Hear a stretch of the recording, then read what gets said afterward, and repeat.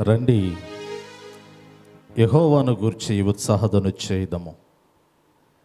మన రక్షణ దుర్గమును బట్టి సంతోషగానము చేయుదము.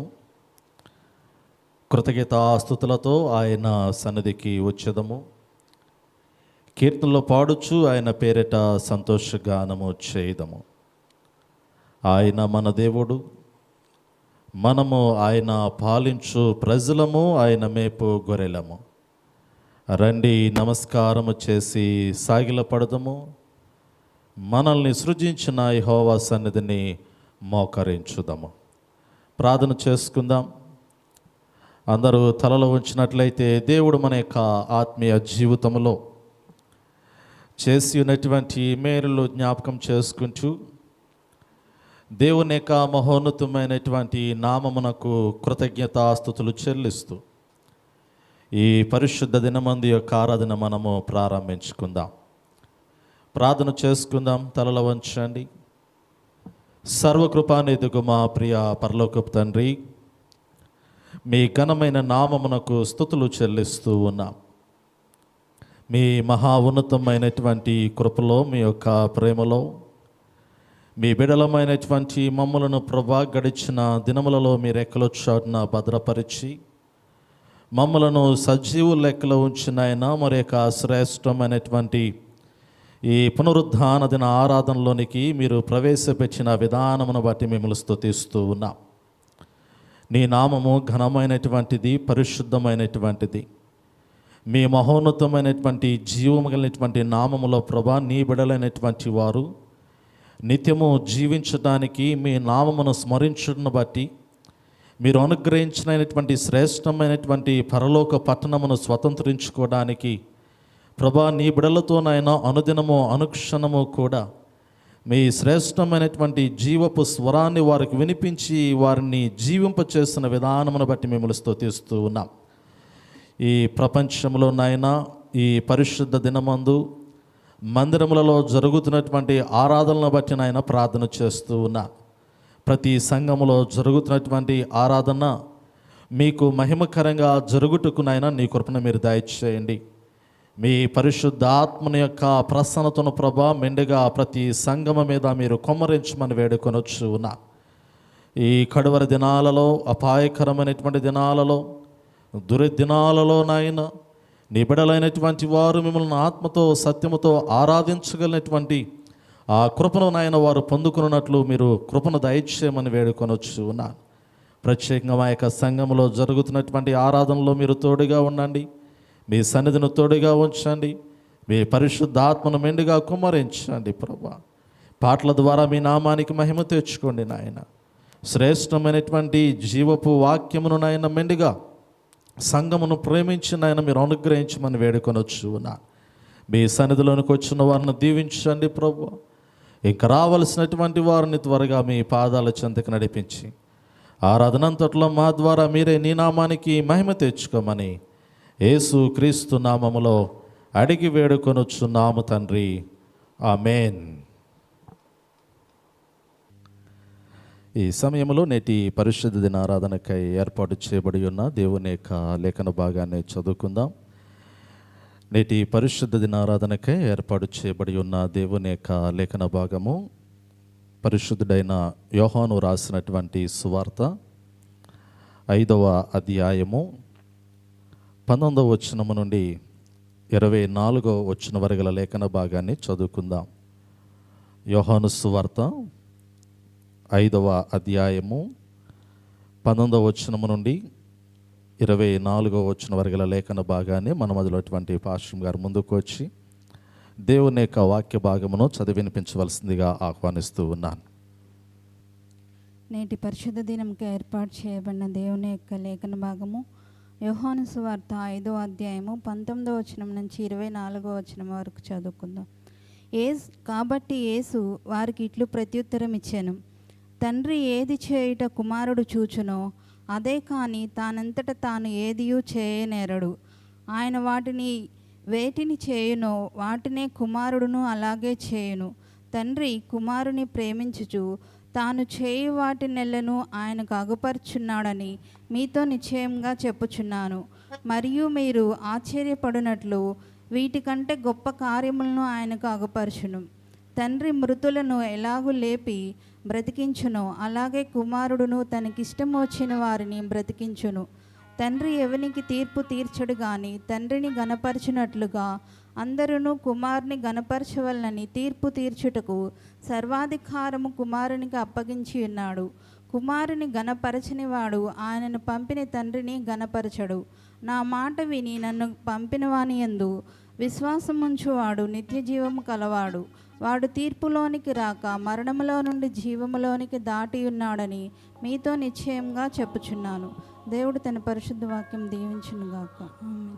దేవుని యొక్క లేఖన భాగాన్ని చదివినిపించిన పాశ్రం గారికి ప్రత్యేకంగా వందనాలు తెలియపరుస్తూ ఉన్నాను. ఈ సమయంలో సంగమంతియు కూడా లేచి నిలువబడి ఉండగా నేటి పరిశుద్ధ దినారాధనకై ఏర్పాటు చేయబడి ఉన్న ఉత్తర ప్రత్యుత్తర పాఠ్య భాగాన్ని చదువుకుందాం.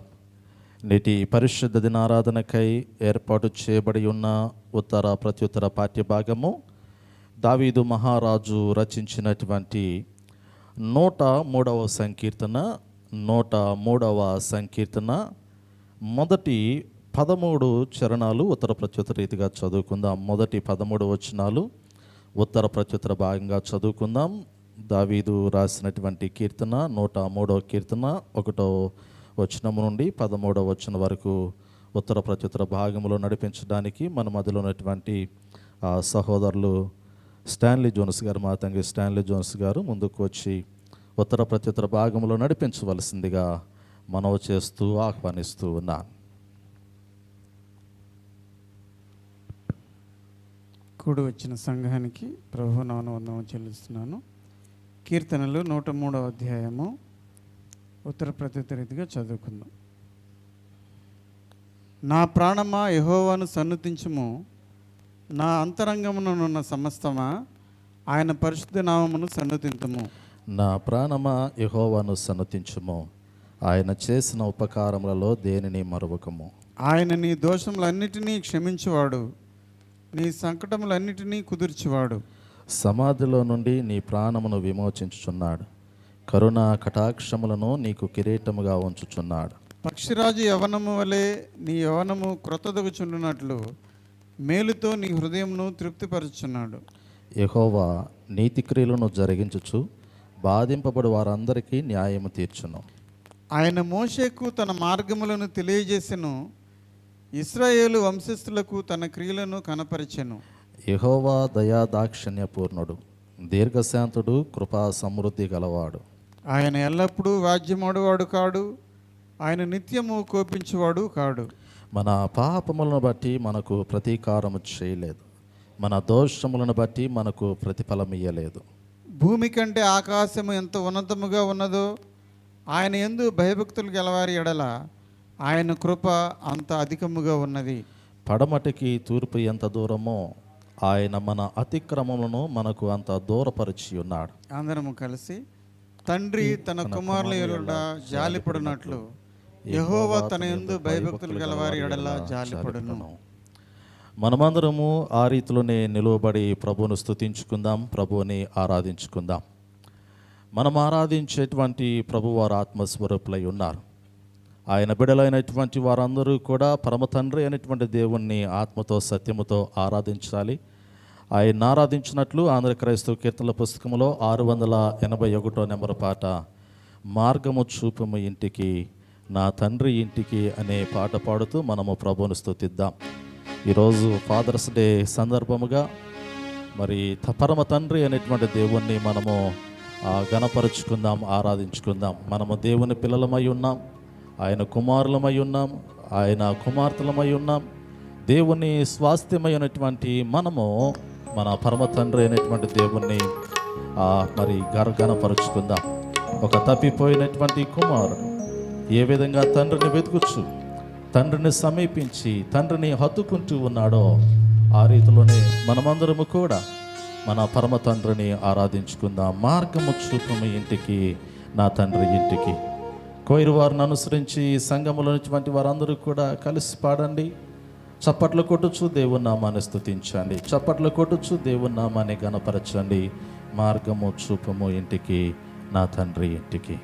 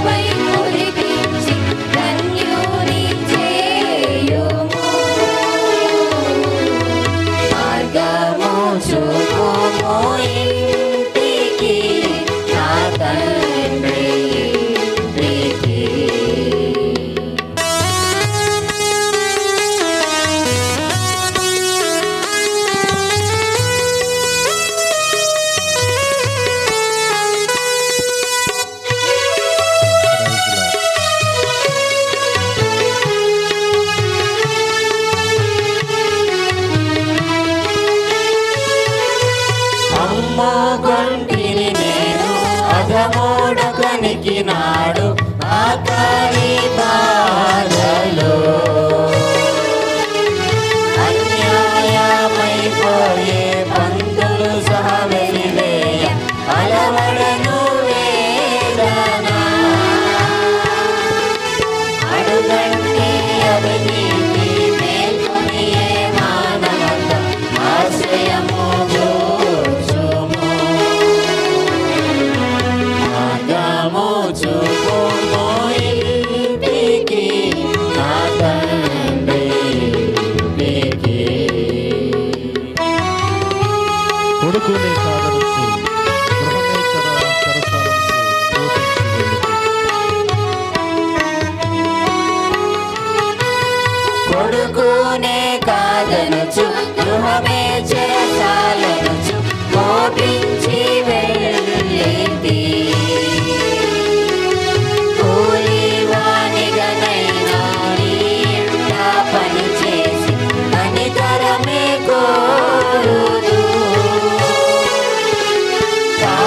నీలాగు నా తండ్రి దిక్కెవ్వరును లేరు, క్షమించి బ్రోవుము.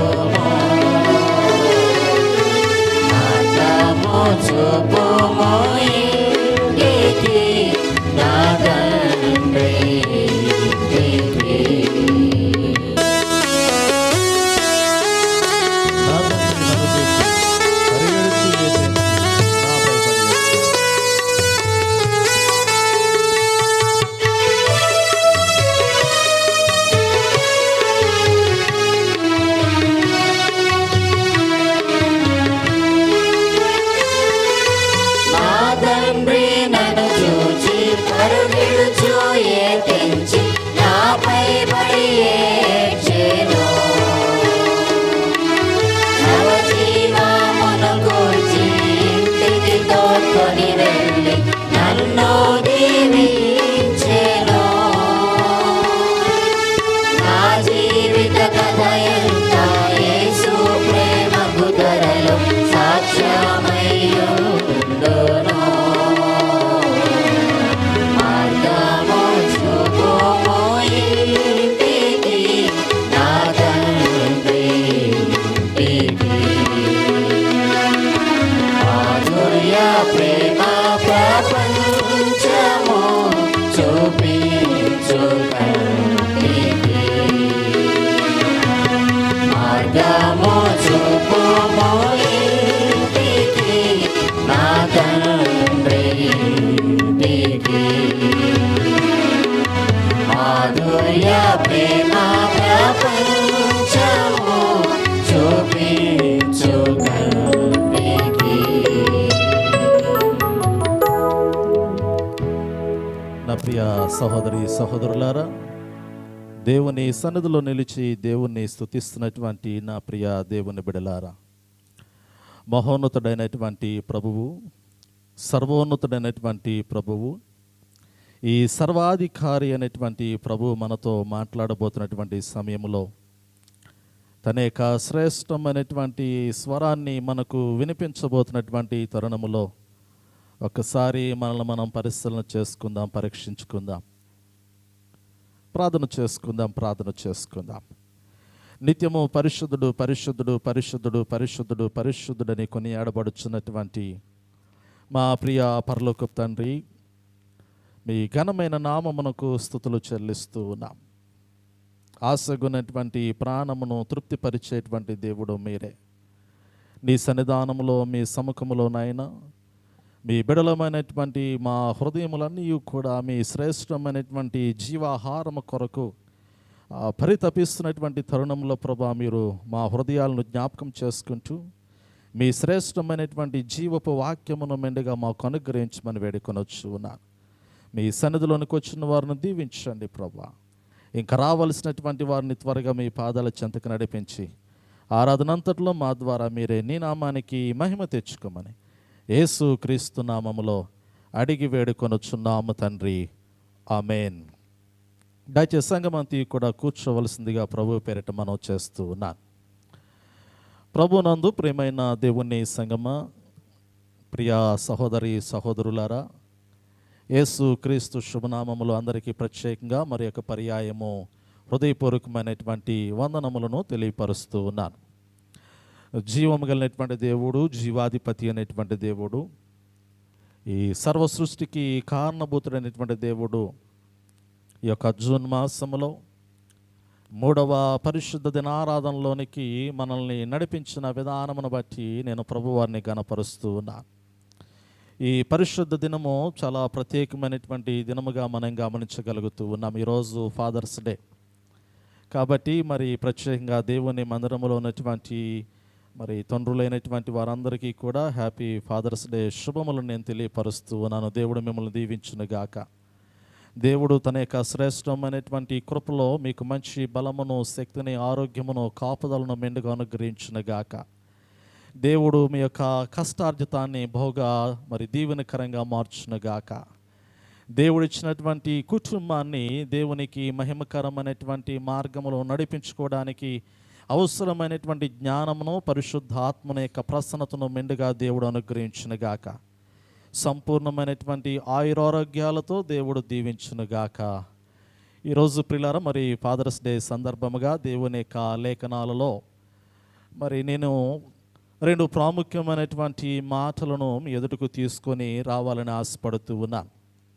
భూ సంబంధమైనటువంటి రక్తమాంసములు ధరించినటువంటి మానవుని యొక్క శరీర సంబంధమైనటువంటి జీవితంలో, ఈ భూలోక సంబంధమైనటువంటి మానవుని యొక్క జీవన విధానంలో తండ్రి బిడలకున్నటువంటి సంబంధమును గురించి నేను మీకు జ్ఞాపకం చేయాలని ఆశపడుతూ ఉన్నా. భూ సంబంధమైన రక్త మాంసములను ధరించినటువంటి మానవుని యొక్క దేహాలలో కలిగి ఉన్నటువంటి బంధుత్వంలో తండ్రి బిడలకున్నటువంటి సంబంధమును గురించి నేను మాట్లాడాలని ఆశపడుతూ ఉన్నాను. రెండోదిగా కూడా పరసంబంధమైనటువంటి ఆత్మీయ జీవితము, ఈ భూ సంబంధమైనటువంటి జీవితము కాక పరమనందు ఉన్నటువంటి మన పరమ తండ్రి అనేటువంటి దేవుణ్ణి కలుసుకునేటువంటి ఆ యొక్క ఆత్మీయ జీవితానికి సంబంధించినటువంటి మరి సంగతులను కూడా మరి నేను మీతో మాట్లాడాలని ఆశపడుతూ ఉన్నా. బిడ్డల యొక్క జీవితాలను గమనించగలిగితే జన్మనిచ్చినటువంటి తండ్రి లోకంలో కనపడుతూ ఉన్నాడు. పునర్జన్మనిచ్చిన మరి ప్రాముఖ్యంగా మరణమైపోతున్నటువంటి తరుణంలో లేదా తల్లి గర్భములో పిండముగా రూపింపబడటానికి మునిపే ఎరిగినటువంటి పరమ తండ్రిని గురించి కూడా నేను ఈ సమయంలో జ్ఞాపకం చేయాలని ఆశపడుతూ ఉన్నాను. సహజంగా ఈ లోకంలో ఎక్కువ శాతము తల్లి ప్రేమకున్నటువంటి ఆ యొక్క ఆదరణ కానీ, ఆ యొక్క ప్రాముఖ్యత కానీ, ఆ తండ్రి ప్రేమకు అంతగా మరి ఆ యొక్క గుర్తింపు అనేటువంటిది సమాజంలో ఉండదు అనేటువంటి మాట. కానీ వాస్తవంగా గమనించగలిగితే తల్లి ప్రేమను మించినటువంటి ప్రేమ తండ్రి ప్రేమగా మరి గమనించవచ్చు. కానీ సమాజంలో ఉన్నటువంటి ఎక్కువ శాతము స్త్రీలు, మాతృమూర్తులు దాన్ని అంగీకరించడానికి ఇష్టపడలేరు. ఎందుకంటే తల్లి ప్రేమము బహిర్గతంగా కనపడుతూ ఉంటుంది. తల్లి ప్రేమ ఎప్పుడూ కూడా బహిర్గతంగా కనపడేటువంటి ప్రేమ. తండ్రి ప్రేమ ఎప్పుడూ కూడా హృదయాంతరంగంలోనే పదిలపరచబడుతూ ఉంటుంది. తండ్రి ఎప్పుడు ప్రేమిస్తూనే ఉంటాడు, కానీ ఆ ప్రేమను వ్యక్తపరచడు. ఎందుకంటే బహిర్గతంగా ఆ ప్రేమను బిడలతో పంచుకోవడానికి ఎక్కువ ఆ తండ్రి ఇష్టపడడు. ఎందుకంటే తండ్రి యొక్క బాధ్యతలు అనేకములై ఉన్నాయి. తండ్రి పోషకుడిగా ఉంటాడు, సంరక్షకుడిగా ఉంచాడు. అదే సమయంలో తండ్రి యొక్క జీవితాన్ని గమనించగలిగితే పిల్లలను సరైనటువంటి మార్గంలోనికి నడిపించుకునేటువంటి క్రమంలో మరి బోధించేటువంటి వాడిగా, శిక్షించేటువంటి వాడిగా, గద్దించేటువంటి వాడిగా, అవసరతలు తీర్చేటువంటి వాడిగా తండ్రి యొక్క జీవితాన్ని మనం గమనించగలిగితే అనేకమైనటువంటి కోణాలు మనకు కనపడుతూ ఉంటాయి కదా. ఒక్కొక్కసారి తండ్రి కఠినంగా ఉంటేనే కానీ పిల్లలు మాటలు వినేటువంటి పరిస్థితి. తల్లి ఏమో మరి అధికమైనటువంటి ప్రేమను బిడల పట్ల చూపిస్తూ ఉంటుంది. ఒక్కొక్కసారి తల్లి చూపించేటువంటి ప్రేమ బిడల యొక్క జీవితాల్లో అనేకమైనటువంటి తప్పుడు మార్గంలోనికి నడిపించబడటానికి అది కారణమవుతూ ఉంటుంది. ఎందుకంటే తల్లి అన్ని విషయాల్లో కూడా బిడలను వెనకేసుకుని వస్తూ ఉంటుంది, సమర్థిస్తూ ఉంటుంది, బిడలను సమర్థించుకుంటూ ఉంది. కారణం ఏమిటంటే తల్లి యొక్క ప్రేమ గర్భములో నుండి ప్రారంభించబడినటువంటి ప్రేమ. అది పేగు బంధముతో కూడుకున్నటువంటి ప్రేమ. నవమాసములను మరి మోసేటువంటి క్రమంలోనే ఒక రకమైనటువంటి ఆప్యాయత, అనురాగం అనేటువంటిది తల్లి ఆ గర్భములో ఉన్నటువంటి పిండముగా ఉన్నటువంటి సమయంలోనే పంచడము, పెంచుకోవడం అనేటువంటిది ప్రారంభిస్తూ ఉంటుంది. అది మాతృత్వంలో ఉన్నటువంటి గొప్పతనము. కానీ తండ్రి ప్రేమను గమనించగలిగితే తల్లి బిడ్డకి జన్మనిచ్చిన దినము మొదలుకొని కడ వరకు కూడా బిడ్డ యొక్క క్షేమము కొరకు, బిడ్డ యొక్క యోగ్యత కొరకు, పిల్లల యొక్క ఎదుగుదల, అభివృద్ధి కొరకు, వారి అవసరతల కొరకు, వారి అక్కర్ల కొరకు, వారి యొక్క జీవితాన్ని ఒక సరైనటువంటి మార్గంలో నడిపించుకునేటువంటి క్రమం వరకు కూడా అహర్నిశలు కూడా ఆలోచించి శ్రమించగలిగినటువంటి ప్రేమ తండ్రి యొక్క ప్రేమ. పిల్లరా, నేను అంటాను కదా, మీరు అవునన్నా కాదన్నా తల్లి ఆలోచించిన దానికన్నా తండ్రి యొక్క ఆలోచన బిడల పట్ల అధికంగా కనపడుతూ ఉంటుంది. ఎందుకంటే వారి క్షేమము కావచ్చు, వారి అవసరతలు కావచ్చు, వారి యొక్క సెటిల్మెంట్ విషయాలు, వారి యొక్క భవిష్యత్తు కావచ్చు, తండ్రి ఎప్పుడూ కూడా ఆలోచన కలిగి ఉంచాడు. ఆ యొక్క ఆలోచన కలిగి బిడ్డలకు ఒక మంచి ఉన్నతమైనటువంటి జీవితం ఇవ్వాలి, వారు సమాజంలో ఒక ఉన్నతమైనటువంటి ప్రయోజకులుగా ఉండాలి, వారు నిత్యము కూడా వారి తండ్రి కోరిక ఎలాంటిదంటే, ఈరోజు ఫాదర్స్ డే సందర్భంగా ఎక్కువగా నేను తండ్రి గురించి జ్ఞాపకం చేస్తూ ఉన్నాను. తండ్రి యొక్క ఆలోచన ఎలా ఉంటుందంటే తనకన్నా తన పిల్లలు ఎప్పుడు కూడా గొప్పవారిగా ఉండాలని కోరుకునేటువంటి వాడు తండ్రి. అవునా కాదా? ఒప్పుకుంటారా మీరు? ఒప్పుకోవాలా, ఖచ్చితంగా మీరు ఒప్పుకోవాల్సింది ఆ మాటకి. తండ్రి యొక్క ఆలోచన ఏమిటంటే తనకన్నా తన పిల్లలు ఎప్పుడూ కూడా గొప్పవాడిగా ఉండాలనుకుంటాడు. ఉదాహరణకి ఒక రిక్షా తోలుకునేటువంటి రిక్షా కార్మికుడు ఉన్నాడు అనుకోండి. తన యొక్క పిల్లల యొక్క జీవితాలను గమనించగలిగితే తనకన్నా తక్కువ స్థాయిలో ఉన్నటువంటి పిల్లలకి ఇచ్చి వివాహం చేయడానికి ఇష్టపడాడు. కానీ అతడు తనకన్నా ఇంకొంచెము గొప్ప స్థాయిలో ఉన్నటువంటి లేదా గొప్ప స్థితిగతులు కలిగినటువంటి ఇంకా సుఖము, ఆనందము, సంతోషము అనుభవించగలిగినటువంటి కుటుంబంలోనికి తన బిడ్డలు నడిపించాలని ఆశపడేటువంటి ఆలోచన తండ్రికి ఉండేటువంటి ఆలోచన. పిల్లలు అవునా కాదా? నిజమే. ఈ లోకములు ఎప్పుడు కూడా ఏ తండ్రి అయినా ఏ తల్లైనా కానీ వారు కలిగినటువంటి స్థితిగతుల కన్నా వారి పిల్లలు గొప్పగా ఉండాలని కోరుకునేటువంటి వారే. కానీ దురదృష్టం ఏమిటంటే నేటి దినాల్లో తల్లిదండ్రుల యొక్క ఆలోచనలను గ్రహించలేనటువంటి పిల్లలు కనపడుతూ ఉన్నారు. దురదృష్టం ఏమిటంటే తల్లి యొక్క ఆలోచన కానీ తండ్రి యొక్క ఆలోచన కానీ వారి ఉద్దేశములు పిల్లల పట్ల ఏమై ఉన్నాయి, వారి కొరకు తండ్రి ఎలా కష్టపడుతూ ఉన్నాడు, తండ్రి ఏ విధంగా వారిని మంచి మార్గంలోనికి నడిపించాలని ఇష్టపడుతూ ఉన్నాడో అర్థము చేసుకోలేనటువంటి పిల్లలు ఈ లోకంలో చాలామంది కనపడుతూ ఉన్నారు. ఎందుకంటే జ్ఞానము లోపించుట కావచ్చు, లేదా మూర్ఖత్వం అనేటువంటి ఆలోచన కావచ్చు, బిడ్డల యొక్క జీవితాలు పతనావస్థలోనికి నడిపించబడటానికి కారణమవుతూ ఉన్నట్లుగా నేను మీకు జ్ఞాపకం చేస్తూ ఉన్నాను. చూడండి, తండ్రికి కుమారునికి లేదా కుమార్తెకి తండ్రి బిడ్డల మధ్య ఉన్నటువంటి శ్రేష్టమైనటువంటి ఆ సంబంధాన్ని దేవుని యొక్క వాక్యం ద్వారా నేను మీకు జ్ఞాపకం చేయడానికి ఇష్టపడుతూ ఉన్నాను. పాత నిబంధన గ్రంథాన్ని మీరు చదివారనుకోండి. పాత నిబంధన గ్రంథాన్ని మీరు బాగా పరిశీలన చేసినట్లయితే ఆ తండ్రి అయినటువంటి దేవుడు ఇశ్రాయేల్ ప్రజల్ని తన స్వాస్థ్యంగా స్వీకరిస్తూ ఉన్నాడు. ఇశ్రాయేల్ ప్రజల్ని దేవుడు స్వాస్థ్యంగా స్వీకరిస్తూ ఉన్నాడు. స్వాస్థ్యంగా వారిని అంగీకరించి ఇశ్రాయేల్ని, యూదుల్ని సరైనటువంటి మార్గంలో నడిపించుకోవడానికి ఆ ఆకాశమందు ఆశీనుడైనటువంటి దేవుడు అనుదినము కూడా పడినటువంటి ప్రయాసను గురించి పాత నిబంధన గ్రంథంలో మనం చూడగలుగుతూ ఉన్నాం. ప్రవక్తలను పంపిస్తూ ఉన్నాడు, యాజకులను పంపిస్తూ ఉన్నాడు, న్యాయాధిపతులు వారి మధ్యలో ఉంచి ఉన్నారు, రాజులు వారి మధ్యలో ఉంచి ఉన్నారు, పితరులైనటువంటి వారి మధ్యలో ఉంచి ఉన్నారు. దేవుడు పితరులతో మాట్లాడుతూ ఉన్నాడు, వారి ద్వారా వారి సంతానాన్ని నడిపించుకుంటూ ఉన్నాడు. ఆ తర్వాత యాజకులను మనం చూడగలుగుతూ ఉన్నాం. యాజకులకి కొన్ని నియమములు, కొన్ని నిబంధనలు, ధర్మశాస్త్ర సంబంధమైనటువంటి మాటలు మోషే కాలం నుంచి కూడా దేవుడు వారికి ఇస్తూ అక్కడ ఉన్నటువంటి సంతతిని సరైనటువంటి మార్గంలో నడిపించడానికి దేవుడు ప్రయత్నము చేస్తూ ఉన్నాడు. అంటే పాత నిబంధన గ్రంథంలో దేవుడే తండ్రి, తండ్రే దేవుడు అనేటువంటి మాట మనం గమనించగలుగుతూ ఉన్నాం. తండ్రి అనేటువంటి దేవుడు యెహోవా దేవుడే తండ్రిగా ఎంచబడినటువంటి పరిస్థితి పాత నిబంధన గ్రంథంలో చూడగలుగుతూ ఉన్నాం. యాజకుల ద్వారా మాట్లాడుతూ ఉన్నాడు, ప్రవక్తల ద్వారా మాట్లాడుతూ ఉన్నాడు. అదే సమయంలో దేవుడు ఎవరినైతే తన స్వాస్థ్యంగా, తన పిల్లలుగా, తన రాజ్యానికి వారసులుగా అని భావిస్తూ ఉన్నాడో వారందరినీ కూడా తన చెంతకి నడిపించుకోవడానికి పాత నిబంధన గ్రంథంలో ప్రయత్నించినట్లుగా వాక్యములో మనం గమనించగలుగుతూ ఉన్నాం. రెండో కోణాన్ని మనం గమనించగలిగితే, క్రొత్త నిబంధన గ్రంథములో ఉన్నటువంటి మాటలు మనం గమనించగలిగితే, పాత నిబంధన గ్రంథములోనేమో ధర్మశాస్త్రము ద్వారా తండ్రి అయినటువంటి దేవుడు తన పిల్లలతో మాట్లాడి వారి జీవితాలను మంచి మార్గంలో నడిపించేటువంటి క్రమాన్ని చూడగలుగుతూ ఉన్నాం.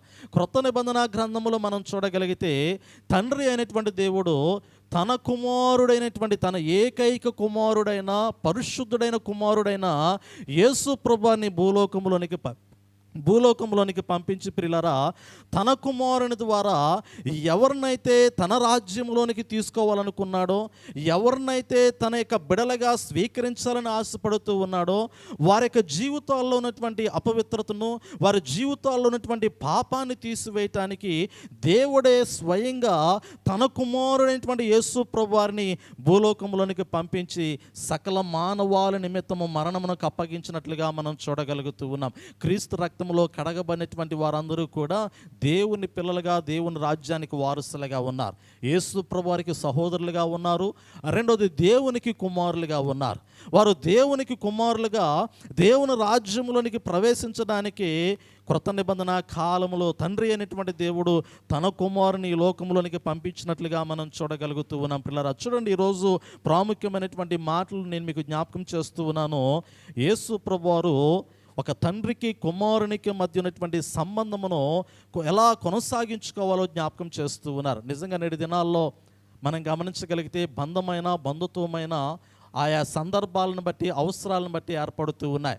అంటే పూర్వ దినాలు గమనించగలిగితే ఉన్నటువంటి బంధానికి, బంధుత్వానికి ఉన్నటువంటి వ్యత్యాసం వేరు. ఈ ప్రస్తుత దినాల్లో ఉన్నటువంటి బంధాలను మనం గమనించగలిగితే, బంధుత్వాలను మనం గమనించగలిగితే ఆయా అవసరాలను బట్టి ఏర్పడుతూ ఉన్నాయి, సందర్భాన్ని బట్టి ఏర్పడుతూ ఉన్నాయి. కానీ ఒకానొక సమయంలో పూర్వ దినాల్లో ఉన్నటువంటి నిజమైనటువంటి కల్మషము లేనటువంటి సంబంధాలు అనేటువంటివి ప్రస్తుత దినాలలో లేవు అనేటువంటి మాట జ్ఞాపకం చేస్తూ ఉన్నాను. కారణం ఏమిటంటే దేవుని యొక్క వాక్యములో జ్ఞాపకం చేయబడుతున్నటువంటి మాటలే ప్రియులారా ప్రస్తుత దినాలలో మన ఎదుట కనపడుతూ ఉన్నాయి. ఆ మాటలే లోకములో సంభవిస్తున్నటువంటి పరిస్థితులు మనకు కనపడుతూ ఉన్నాయి. చూడండి, ఈ సమయంలో నేను మీకు జ్ఞాపకం చేస్తూ ఉన్నాను, దేవుని కుమారుడిగా యేసు ప్రభువారు తన యొక్క తండ్రి అనేటువంటి దేవుని నామాన్ని గొప్ప చేస్తున్నటువంటి విధానమును బట్టి ఆయన యొక్క నామమును ఎలా ఏ రీతిలో ఉన్నతమైనటువంటి నామముగా కొనియాడుతూ ఉన్నాడో నేను మీకు జ్ఞాపకం చేస్తూ ఉన్నాను. ప్రియులారా, ఈ లోకంలో నిజంగా మన పిల్లల్ని గమనించామనుకోండి, ఏ రోజైనా కానీ మన పిల్లలు తల్లి యొక్క పేరుని కానీ తండ్రి యొక్క పేరుని కానీ గొప్పగా మరి సమాజంలో కనపరుచుకోవడానికి అటు జీవితము జీవించేటువంటి ఆ ఆలోచన నేటి దినాల్లో పిల్లలు కలిగి ఉన్నారా మనం గమనించగలిగితే, ఏ తండ్రి అయినా కానీ పిల్లలు ఎదుటి కాకుండా ప్రక్కకు వెళ్ళిపోయి ఏదో ఇంకొక సహచరుల దగ్గర స్నేహితుల దగ్గర రక్త సంబంధికుల దగ్గర పెద్దవారి దగ్గర నిజంగా నా పిల్లలు చాలా గొప్పవారు, నిజంగా నా పిల్లలు ఎప్పుడు కూడా నన్ను కష్టపెట్టకుండా, నన్ను బాధ పెట్టకుండా, నన్ను ఇబ్బంది పెట్టకుండా నా పిల్లలు ఎప్పుడు కూడా నాతోనే ఉంటారు, నా దగ్గరే ఉంటారు, నా పిల్లలు ఎప్పుడు కూడా నా యొక్క ఆలోచనలకు అనుకూలంగా జీవిస్తారని ఏ తండ్రి అయినా చెప్పుకోగలుగుతాడా? ఏ తల్లి అయినా చెప్పుకోగలుగుతూ ఉందా? నిజంగా అలాంటి ఆలోచన పిల్లలు తల్లిదండ్రులు కలిగించగలిగినట్లయితే నేను అంటాను కదా, ఆ పిల్లలు ధన్యులైనటువంటి వారే. ఆ యొక్క కుమారుడు కానీ కుమార్తె కానీ ఎప్పుడూ కూడా తండ్రికి గౌరవప్రదమైనటువంటి జీవితాన్ని, తల్లికి తండ్రికి ఒక మంచి పేరును సంపాదించేటువంటి జీవితాన్ని, తల్లిదండ్రుల యొక్క కీర్తి ప్రతిష్టలను ఇంకొక మెట్టు ఎక్కువగా తీసుకుని వెళ్ళగలిగినటువంటి పిల్లల యొక్క జీవితాలు ఎక్కడ ఉంటాయో నిజంగా వారు ధన్యకరమైనటువంటి పిల్లలుగా నేను మీకు జ్ఞాపకం చేస్తూ ఉన్నా. కానీ ప్రస్తుత దినాలు ఎలా కనపడుతూ ఉన్నాయంటే తల్లిదండ్రులు సంపాదించినటువంటి పేరు ప్రతిష్టలు పోగొట్టేటువంటి సంతానం కనపడుతూ ఉంది. కానీ ఆ పేరును ఇంకొంత నిలబెట్టేటువంటి సంతానం అనేటువంటిది ఆ కడువరి దినాల్లో కనపట్లేదు ప్రియులరా. ఒకానొక సమయంలో సంపాదించుకున్నటువంటి పేరు అది చెడ్డ పేరుగా, మరి ఆ అప్రతిష్ట కలిగించేటువంటి పేరుగా నేటి దినాల్లో సంతానం అనేటువంటిది ఆ పిల్లల జీవితాలు అలా కనపడుతున్నాయి అనేటువంటి మాట నేను మీకు జ్ఞాపకం చేస్తూ ఉన్నాను. చూడండి, పరిశుద్ధ గ్రంథంలో దేవుడు తన కుమారుని లోకంలోనికి పంపించినటువంటి క్రమంలో కుమారుడు ఏ విధంగా తన తండ్రి యొక్క పేరును గొప్ప చేస్తూ ఉన్నాడో ఈరోజు కొన్ని మాటలు నేను మీకు జ్ఞాపకం చేస్తాను. ఆ తదుపరి భూ సంబంధమైనటువంటి సంబంధాలలో ఉన్నటువంటి తండ్రి కుమారుల యొక్క జీవితాలను కూడా నేను మీకు జ్ఞాపకం చేస్తాను. మొదటిగా పిల్లరా, ఆత్మ సంబంధమైనటువంటి జీవితంలో మనము దేవుని పిల్లలము. ఆత్మ సంబంధమైనటువంటి జీవితంలో మనము దేవుని పిల్లలము. క్రీస్తు రక్తంలో కడగబడినటువంటి ప్రతి వాడు కూడా దేవుని కుమారునిగా పిలువబడుతున్నటువంటి వాడు, దేవుని కుమార్తెగా పిలువబడుతున్నటువంటి వారు. మన రాజ్యం ఏదైనా ఉన్నదా అంటే, మన స్థానం ఏదైనా ఉన్నదా అంటే, మన నివాస స్థలం ఏదైనా ఉన్నదా అంటే, మన పట్టణం ఏదైనా ఉన్నదా అంటే, ఈ భూలోకంలో సమస్తము మనకు ఎలా ఉన్నాయో మన కంటికి కనిపించినటువంటి, మనల్ని పోషిస్తున్నటువంటి, మనల్ని సంరక్షిస్తున్నటువంటి, మన జీవితాలను సరైనటువంటి మార్గంలో నడిపిస్తున్నటువంటి మన పరమ తండ్రి అయినటువంటి దేవుడు సమస్తమును కూడా మన కొరకు అక్కడ సిద్ధపరుచుచున్నాడు అనేటువంటి మాట జ్ఞాపకం చేస్తూ ఉన్నాను. పిల్లలు గమనించండి, ప్రాముఖ్యంగా యవ్వన బిడ్డలు గమనించండి, చిన్న బిడ్డలకు గమనించండి. ఈ మాటలు మీ హృదయాల్లోనికి తీసుకోండి. ఈరోజు ఫాదర్స్ డే కాబట్టి ఏదో తండ్రికి మంచి మంచి గిఫ్ట్లు ఇచ్చేసి డాడీ హ్యాపీ ఫాదర్స్ డే అని చెప్పేసి ఏదో మంచి ట్రీట్ ఇచ్చేసి, లేదా బట్టలు కొనిచ్చేసి, లేదా గిఫ్ట్లు కొనిచ్చేసి, లేదా ఒకరోజు మనం వాట్సాప్ స్టేటస్లోనూ ఫేస్బుక్లోనూ ఆ ఒక్కరోజు పేరు మోగించేసినంత మాత్రాన సరిపోదు. కానీ జీవించేటువంటి జీవితము చాలా ప్రాముఖ్యమైనటువంటిది. ఈరోజు దేవుని యొక్క వాక్యములో నేను మీకు జ్ఞాపకం చేసేటువంటి మాటలు 3 ప్రాముఖ్యమైనటువంటి మాటలు యేసు ప్రభువారి యొక్క జీవితంలో నుంచి తన తండ్రి యొక్క ఉద్దేశాన్ని నెరవేర్చడానికి కుమారుడు 3.5 సంవత్సరం అంటే 33.5 సంవత్సరాలలో ఆ 3.5 సంవత్సరాల సువార్త పరిచర్య కాలంలో ఎలా తండ్రి యొక్క పేరును గొప్ప చేస్తూ ఉన్నాడు అన్ని జనుల మధ్య అనేది నేను మీకు జ్ఞాపకం చేస్తూ ఉన్నాను. ఉదాహరణ మొదటిగా యోహాను సువార్త 5వ అధ్యాయంలో ఉన్నటువంటి వాక్యాన్ని గమనిద్దాం. యోహాను సువార్త 5వ అధ్యాయంలో బెతస్తా కోనేటి యొద్ద పిల్లరా 38 సంవత్సరముల నుండి వ్యాధితో బాధపడుతున్నటువంటి వ్యక్తిని యేసు ప్రభువారు స్వస్థపరిచిన తరువాత అక్కడ మరి సమూహం ఎదుట పరిశుద్ధ దినమందు విశ్రాంతి దినమందు ఆ యొక్క స్వస్థత కార్యము జరిగించబడినటువంటి విధానమును బట్టి మరి అక్కడ ఉన్నటువంటి యూదులైనటువంటి వారు, కొందరు మనుషులైనటువంటి వారు యేసు ప్రభువుని దోషిగా ఎంచినటువంటి సందర్భం మనకి ఇక్కడ కనపడుతూ ఉంది. చూడండి 14వ వచనము, యోహాను సువార్త 5వ అధ్యాయము 14వ వచనము. అటు తరువాత యేసు దేవాలయములో వానిని చూచి ఇదిగో స్వస్థత నొందితివి, మరి ఎక్కువ కీడు నీకు కలగకుండానట్లు ఇకను పాపము చేయకమని చెప్పగా వాడు వెళ్ళి తన్ను స్వస్థపరిచిన వాడు యేసు అని యూదులకు తెలియజెప్పాను. ఈ కార్యములను విశ్రాంతి దినమున చేసినందున యూదులు యేసును హింసించిరి. అయితే యేసు నా తండ్రి ఇది వరకు పని చేయుచున్నాడు, నేనును చేయుచున్నానని వారికి ఉత్తరం ఇచ్చాను. ఆయన విశ్రాంతి దినాచారము మీరుట మాత్రమే గాక దేవుడు తన సొంత తండ్రి అని చెప్పి తన్ను దేవునితో సమానముగా చేసుకుని గనుక ఇందు నిమిత్తమును యూదులు ఆయనను చంపవాలని మరి ఎక్కువగా ప్రయత్నము చేసి పిల్లల వాక్యములో జ్ఞాపకం చేయబడుతున్నటువంటి మాటలు. యేసు ప్రభువారికి ఎన్ని శ్రమలు వచ్చినా, ఎన్ని కష్టాలు వచ్చినా, ఎన్ని ఇబ్బందులు వచ్చినా కానీ తన తండ్రిని మాత్రం ఆయన ఎక్కడా కూడా విడిచిపెట్టలేదు. తన తండ్రిని మాత్రము తండ్రిగా నెప్పుకున్నాడు. కానీ నేటి దినాల్లో పిల్లరా మరి కొంతమంది చాలా మనం గమనించగలిగితే మూర్ఖులైనటువంటి సంతానం యొక్క జీవితాలు గమనించగలిగితే పెంచి పెద్ద చేసిన తర్వాత అసలు నా తండ్రే కాదనేటువంటి మాటలు కూడా ఒక్కొక్కసారి కొన్ని చోట్ల వార్తల్లో మనం వింటూ ఉంటాం. పిల్లలు పెరుగుతూ ఉన్నారు, పెద్దవారు అవుతూ ఉన్నారు, ప్రయోజకులుగా మారుతూ ఉన్నారు. సెటిల్ అయిపోయిన తర్వాత వృద్ధాప్యంలోనికి వచ్చినటువంటి తల్లిదండ్రుల యొక్క జీవితాలను గమనించగలిగితే, వారి యొక్క జీవితాల్లో వారిని బట్టి మాట్లాడుతున్నటువంటి మాటలు గమనించగలిగితే జన్మనిచ్చినటువంటి తండ్రిని అసలు నా తండ్రే కాదు, నా తల్లే కాదని చెప్పుకునే పరిస్థితులు నేటి దినాల్లో కనపడుతూ ఉన్నాయి. యేసు ప్రభువుని ఇక్కడ గమనించగలిగితే ఆయన విశ్రాంతి దినమున ఒక అద్భుతమైనటువంటి స్వస్థత కార్యము జరిగించిన తరువాత ఆయన హింసించబడ్డాడు, శ్రమపరచబడినటువంటి సమయంలో ప్రభువారు అంటూ ఉన్నారు కదా, నా తండ్రి ఏ కార్యమైతే చేస్తూ ఉన్నాడో, నా తండ్రి ఏ విధమైనటువంటి కార్యములు జరిగించడానికి కుమారుడైనటువంటి నాకు అధికారం ఇచ్చి ఉన్నాడో ఆ కార్యములని నేను చేయుచున్నాను, నా తండ్రి నేను ఏకమై ఉన్నాము అనేటువంటి మాటను యేసు ప్రభువారు పరమ తండ్రిని గురించి మాట్లాడుతూ ఉన్నట్లుగా నేను మీకు జ్ఞాపకం చేస్తూ ఉన్నాను. నిజమే కదా, యేసు ప్రభువారు ఆకాశమందు ఆసీనుడైనటువంటి తండ్రి అయినటువంటి దేవుణ్ణి తన సొంత తండ్రిగా వారి మధ్యలో సాక్ష్యం ఇస్తూ ఉన్నట్లుగా మనం చూడగలుగుతూ ఉన్నాం. ఈరోజు కుమారుడు ఇప్పుడు కూడా తండ్రిని గురించి సాక్ష్యం ఇవ్వాలి, తండ్రి యొక్క గొప్పతనమును గురించి మాట్లాడాలి, తండ్రి యొక్క ఔన్నత్యమును గురించి మాట్లాడాలి. పిల్లల యొక్క భవిష్యత్తు కొరకు ఒక తండ్రి ఎలా ప్రయాసపడుతూ ఉన్నాడో ఆ తండ్రిని గురించి ఎప్పుడు కూడా పిల్లలు గుర్తుపెట్టుకోవాలి కదా. నిజమే, గుర్తుపెట్టుకోవాలి. వారు ఉన్నా లేకపోయినా, వారి ఈ లోకములో సజీవులుగా ఉన్నా లేకపోయినా, వారు ఇచ్చినటువంటి జీవితము, వారు పెంచినటువంటి పెంపకము, వారు పోషించినటువంటి విధానము, వారు నేర్పినటువంటి మార్గములు, వారు పంచినటువంటి లేదా వారు ఇచ్చినటువంటి విద్యా బుద్ధులు కానీ ఏదైనా కానీ పిల్లరా ఎదిగిన తరువాత కూడా పిల్లలు ఎప్పుడు కూడా వాటిని మర్చిపోకూడదు. ఒక స్థితిలో వారు స్థిరపడినా కానీ వాటిని ఎప్పుడూ కూడా మర్చిపోకూడదు. తండ్రిని మరిచిపోయినటువంటి వాడు, తల్లిని విస్మరించినటువంటి వాడు పిల్లరా దేవుని యొక్క వాక్యంలో జ్ఞాపకం చేయబడుతూ ఉంది. చూడండి, ఒక మాట నేను మీకు జ్ఞాపకం చేస్తూ ఉన్నాను. చెడ్డ స్వభావం కలిగినటువంటి పిల్లల యొక్క ఆలోచనలు ఎలా ఉంటాయి అంటే, సామెతల గ్రంథము 30వ అధ్యాయము 11వ వచనం ఒకసారి చూడండి పిల్లరా. సామెతల గ్రంథము 30వ అధ్యాయము 11వ వచనము, తమ తండ్రిని శపించుచు తల్లిని దీవించని తరము కలదు అంటే కదా. నిజమే, శపించేటువంటి స్థితిలో పిల్లల యొక్క ఆలోచనలు, పిల్లల యొక్క జీవితాలు ఎలా మారిపోతూ ఉన్నాయి అంటే తండ్రిని శపించేటువంటి స్థితిలోకి వెళ్ళిపోతూ ఉన్నారు, తండ్రిని దూషించేటువంటి స్థితిలోకి వెళ్ళిపోతూ ఉన్నారు, తల్లిని అవమానపరిచేటువంటి స్థితిలోకి వెళ్ళిపోతూ ఉన్నారు.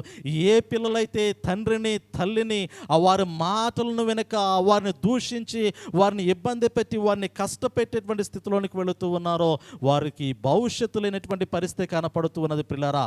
అందుకే అంటాడు, ఆ వాక్యాన్ని గమనించగలిగితే అదే 30వ అధ్యాయం 17వ వచనాన్ని చదవండి. సామెతల గ్రంథము తండ్రిని అపహసించి తండ్రిని అపహసించి తల్లి మాట విననొల్లని వాని కన్ను తల్లి మాట విననొల్లని వాని కనులు లోయ కాకులు పీకును లోయ కాకులు పీకును పక్షిరాజు పిల్లలు పక్షిరాజు పిల్లలు దానిని తినును. పిల్లలు చూడండి అక్కడ అంటాడుగా, తండ్రిని దూషించడం కానీ శపించడం కానీ వారి మాటలు వినకపోవటం కానీ వారిని లెక్క చేయకపోవటం కానీ ఇటువంటి స్వభావం కలిగినటువంటి పిల్లల యొక్క జీవితాల్లో మరి శాపం అనేటువంటిది కనపడుతూ ఉంది, కానీ ఆశీర్వాదకరమైనటువంటి పరిస్థితి కనపడలేదు.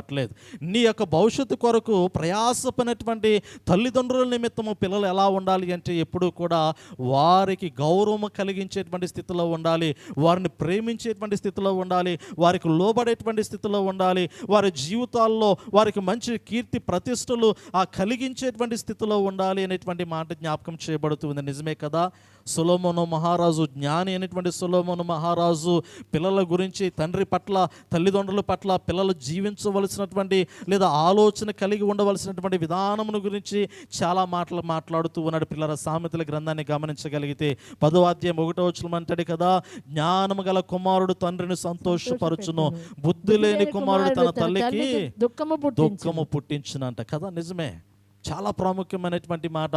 జ్ఞానము గల కుమారుడు తండ్రిని సంతోషపరచును, బుద్ధి లేని కుమారుడు తన తల్లికి దుఃఖాన్ని పుట్టిస్తాడంట. నిజమే, నేటి దినాల్లో చాలామంది పెద్ద వయసులో ఉన్నటువంటి తల్లి తండ్రి కంటికి కనిపించినటువంటి దుఃఖాన్ని వారు హృదయంలో అనుభవించేటువంటి పరిస్థితి కనపడుతూ ఉంది. నిజమే, చాలామంది పిల్లలు అనుకుంటారు వారి కనుల ముందు ఏడిస్తేనే, వారి కనుల ముందు కన్నీరు కారిస్తేనే తల్లిదండ్రులు దుఃఖించినట్లు కాదు. పిల్లరా, తల్లిదండ్రుల యొక్క జీవితాల్లో దుఃఖం అనేటువంటిది పిల్లలు ఏ స్థాయిలో కలిగిస్తూ ఉన్నారు అంటే, తల్లి మాట వినకపోయినా, తండ్రి మాట వినకపోయినా, వారు చెప్పిన మార్గంలో నడవకపోయినా, వారు ఆశించినటువంటి జీవితము వారి జీవితాల్లో కనపడకపోయినా కానీ సమాజంలో ఒక చెడ్డ పేరు అనేటువంటిది పిల్లలను బట్టి తల్లిదండ్రులకు వినపడుతున్నటువంటి సమయంలో పిల్లరా, హృదయ లోతుల్లో మరి ఆ కనిపించినటువంటి వేదన, మనోవేదన ఆ తల్లిదండ్రులు అనుభవిస్తూ ఉన్నట్లుగా, మరి ఆ బాధను వారు భరిస్తూ ఉన్నట్లుగా నేను పిల్లలకి జ్ఞాపకం చేస్తూ ఉన్నాను. దేవుని మార్గంలో నడుస్తున్నటువంటి పిల్లలకి నేను జ్ఞాపకం చేసే మాట, ఈ భాగ్యము ఎవరికీ లేదు పిల్లరా. దేవుని మాటలు వినేటువంటి భాగ్యము లోకంలో ఉన్నటువంటి యవ్వన బిడ్డల యొక్క జీవితాలు గమనించినప్పుడు, పిల్లల యొక్క జీవితాలు గమనించినప్పుడు బాల్య దినాల నుండి వారు చెడిపోతూ ఉన్నారు, బాల్య దినాల నుండి తప్పుడు మార్గంలోనికి వెళ్ళిపోతూ ఉన్నారు, బాల్య దినాల్లో లోక సంబంధమైనటువంటి వ్యసనాలకు గురవుతూ ఉన్నారు, బాల్య దినాల్లో నిజంగా పిల్లల యవ్వన ప్రాయంలో చదువుకునేటువంటి స్థితిలోనే తప్పుడు మార్గంలోనికి వెళ్ళిపోయి భవిష్యత్తును కోల్పోతున్నటువంటి పరిస్థితి నేటి దినాల్లో యవ్వన బిడ్డల యొక్క జీవితాల్లో కనపడుతూ ఉన్నది. పిల్లరా, ఒకానొక సమయంలో కనీవిని ఎరగనటువంటి మాటలు నేటి దినాల్లో యవ్వన బిడ్డల యొక్క జీవితాల్లో మనం వింటూ ఉన్నాం. లోక సంబంధమైనటువంటి గుట్కాలు కానీ, పానుపరాకులు కానీ, రకరకాలైనటువంటి ఆ మద్యానికి కానీ, వ్యసనాలకు కానీ అలవాటు పడిపోయి తల్లిదండ్రులను క్షోభకు గురి చేస్తున్నటువంటి సంతానము నేటి దినాల్లో చాలామంది బిడ్డల యొక్క జీవితాలు కనపడుతూ ఉన్నాయి. దేవుడు హెచ్చరిస్తూ ఉన్నాడు కదా, దేవుని వాక్యము గద్దిస్తూ ఉన్నది కదా, దేవుని మాటలు మనకు బుద్ధి చెబుతూ ఉన్నాయి కదా. మనం ఆ రీతిలో జీవించడానికి ఈ లోకంలో పిలువబడినటువంటి వారము కాదు. మన పరమ తండ్రి అయినటువంటి దేవుని యొక్క ప్రేమ చాలా గొప్పది. ఆయన మనం మరణమైపోతున్నటువంటి సమయంలో మన పట్ల చూపినటువంటి ప్రేమ, పాపములో కొట్టిమిట్టాడుతున్నటువంటి సమయంలో, ఇదిగో లోకములో నిత్య నరకాగ్నికి వెళ్ళిపోయేటువంటి సమయంలో ఉండవలసినటువంటి పరిస్థితుల్లో ఆయన మనల్ని ప్రేమిస్తూ ఉన్నాడు. కాబట్టి ఆ మరణకరమైనటువంటి పరిస్థితుల్లోని మనల్ని విడిపించినటువంటి క్రమంలో పిల్లరా, దేవుని పిల్లలుగా, దేవుని బిడలుగా, కుటుంబంలో ఒక ఉన్నతమైనటువంటి ఆ భయభక్తులు కలిగినటువంటి పిల్లలుగా ఎదగవలసినటువంటి ఆవశ్యకత ఉన్నట్లుగా నేను దేవుని బిడలైనటువంటి మీకు జ్ఞాపకం చేస్తూ ఉన్నాను. నిజమే కదా, చాలామంది యవ్వన బిడ్డలు అనుకుంటారు నేను తప్పు చేయట్లేదు అనుకుంటారు, నాకు ఏ అలవాట్లు లేవు అనుకుంటారు. నిజమే, వ్యసనాలు లేనంత మాత్రాన వారు సరైనటువంటి మార్గంలో ఉన్నటువంటి వారని నేను అనుకోని పిల్లరా.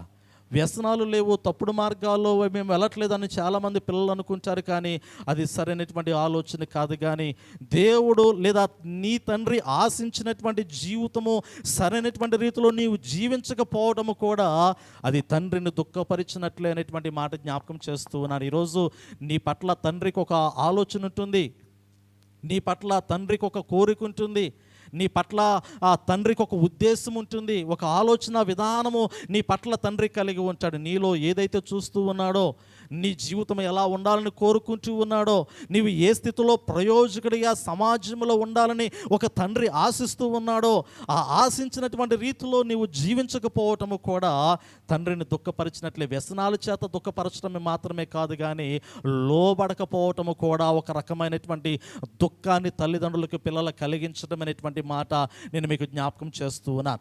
మాట వినకపోవటము కూడా ఒక రకంగా తల్లిదండ్రులను దుఃఖించేటువంటి స్థితిలో పిల్లలు ఉంచినట్లేనటువంటి మాట నేను మీకు జ్ఞాపకం చేస్తూ ఉన్నాను పిల్లలు. అందుకే ఇక్కడ అంచాడు కదా, సామెతల గ్రంథము 15వ అధ్యాయం 20వ వచనంలో గమనించగలిగితే, జ్ఞానము గల కుమారుడు తండ్రిని సంతోషపెట్టును, బుద్ధిహీనుడు తన తల్లిని తిరస్కరించను అంటాడు కదా. నిజమే, నేటి దినాల్లో ఏ తల్లి ఏదైనా మాట చెప్పినా కానీ వెంటనే పెడచెవుని పెడుతూ ఉంటారు, తిరస్కరిస్తూ ఉంటారు, వినటానికి కూడా ఇష్టపడినటువంటి రీతిలో కనపడుతూ ఉంటాడు. కానీ దేవుని యొక్క వాక్యంలో ఒక కుమారుడు ఉన్నాడు కదా, పరిశుద్ధ గ్రంథంలో జ్ఞాపకం చేయబడుతున్నటువంటి కుమారుడు యేసు ప్రభువారి గురించి మాట్లాడుతున్నటువంటి మాటలు గమనించగలిగితే, మరలా యోహాను సువార్త 5వ అధ్యాయంలోనికి రండి పిల్లరా. ఈ 5వ అధ్యాయంలో ఉన్నటువంటి మాటల్లో ప్రాముఖ్యమైనటువంటి మాటలు ఈరోజు ప్రభువారి గురించి 3 విషయాలు జ్ఞాపకం చేయాలని మీకు తెలియపరుస్తూ ఉన్నాను. ఒకటి, నిత్య జీవాన్ని అనుగ్రహించడానికి మన మధ్యలో నివసించినటువంటి కుమారుడు, తండ్రికి ప్రియమైనటువంటి కుమారుని గురించి మనం మాట్లాడుతూ ఉన్నాం. ఈ 5వ అధ్యాయాన్ని గమనించగలిగితే, ఈ 5వ అధ్యాయంలో నిత్య జీవమును, నిత్య రక్షణను అనుగ్రహిస్తున్నటువంటి ఆ యొక్క కుమారుని గురించి మనకి ఇక్కడ జ్ఞాపకం చేయబడుతూ ఉంది. ఒకసారి 20వ వచనాన్ని మనం 19వ వచనాన్ని పరిశీలన చేద్దాం. కాబట్టి యేసు వారికి ఇట్లు ప్రత్యుత్తరం ఇచ్చెను, తండ్రి ఏది చేయుట కుమారుడు చూచెను, అదే కాని తనంతట తాను ఏది చేయనేరడు. ఆయన వేటిని చేయును వాటినే కుమారుడును అలాగే చేయును. నిజమే కదా, తండ్రి కుమార పరిశుద్ధాత్మ త్రిత్వంలో ఏకత్వం అనే ట్రినిటీ గురించి మనం మాట్లాడుతూ ఉంటాం, డాక్ట్రిన్ గురించి మాట్లాడుతూ ఉంటాం. బాప్టిస్ట్ వారి యొక్క సిద్ధాంతం ఏమిటంటే తండ్రి కుమార పరిశుద్ధాత్మ త్రిత్వంలో ఏకత్వం అనేటువంటి మాట, తండ్రి కుమారుడు. ఇక్కడ కుమారుడు మాట్లాడుతూ ఉన్నాడు కదా, కుమారుడు తండ్రి గురించి మాట్లాడుతున్నటువంటి మాటని గమనించగలిగితే, తండ్రి ఏది చేయుట కుమారుడు చూచునో అదే కానీ తనంతట తాను ఏది చేయనేరడు అంటాడు కదా. ఏది కూడా చేయడానికి ఇష్టపడలేదు. మన ఇంట్లో ఉన్నటువంటి పిల్లలు మనం గమనించగలిగితే వారు తెలుసో తెలియకో మనల్ని అనుకరించడానికి ఇష్టపడుతూ ఉంటారు. మన యొక్క హావభావాలను వారు గమనిస్తూ ఉంటారు, మన మాటలు వారు అర్థం చేసుకోవడానికి ప్రయత్నం చేస్తూ ఉంటారు. మనం నడిచేటువంటి మార్గం ఎలాంటిదో కూడా వారు 1-2 పర్యాయములు తెలుసుకోవడానికి ఇష్టపడుతూ ఉంటారు. ఒక్కొక్క పర్యాయం పిల్లలు తప్పిపోవడానికి గల ప్రాముఖ్యమైనటువంటి కారణాల్లో తల్లిదండ్రులు కూడా ప్రత్యక్షంగానో పరోక్షంగానో వారు కూడా కనపడుతూ ఉన్నారు అనేటువంటి మాట నేను మీకు జ్ఞాపకం చేస్తూ ఉన్నాను. ఎందుకంటే ఒక కుటుంబ జీవితాన్ని గమనించినప్పుడు, ఒక కుటుంబంలో దేవుడు ఏర్పరిచినటువంటి మార్గములో తండ్రి నడవలేకపోయినా, తల్లి నడవలేకపోయినా, నిజమే కదా. ఈరోజు తండ్రి ప్రార్థన చేయకుండా, తల్లి ప్రార్థన చేయకుండా పిల్లలను ప్రార్థన చేయమంటే వారు చేయగలుగుతారా? వారు చేయరు. చేయటానికి కూడా వారి యొక్క ఆలోచన విధానం రాదు అనేటువంటి మాట జ్ఞాపకం చేస్తూ ఉన్నాను.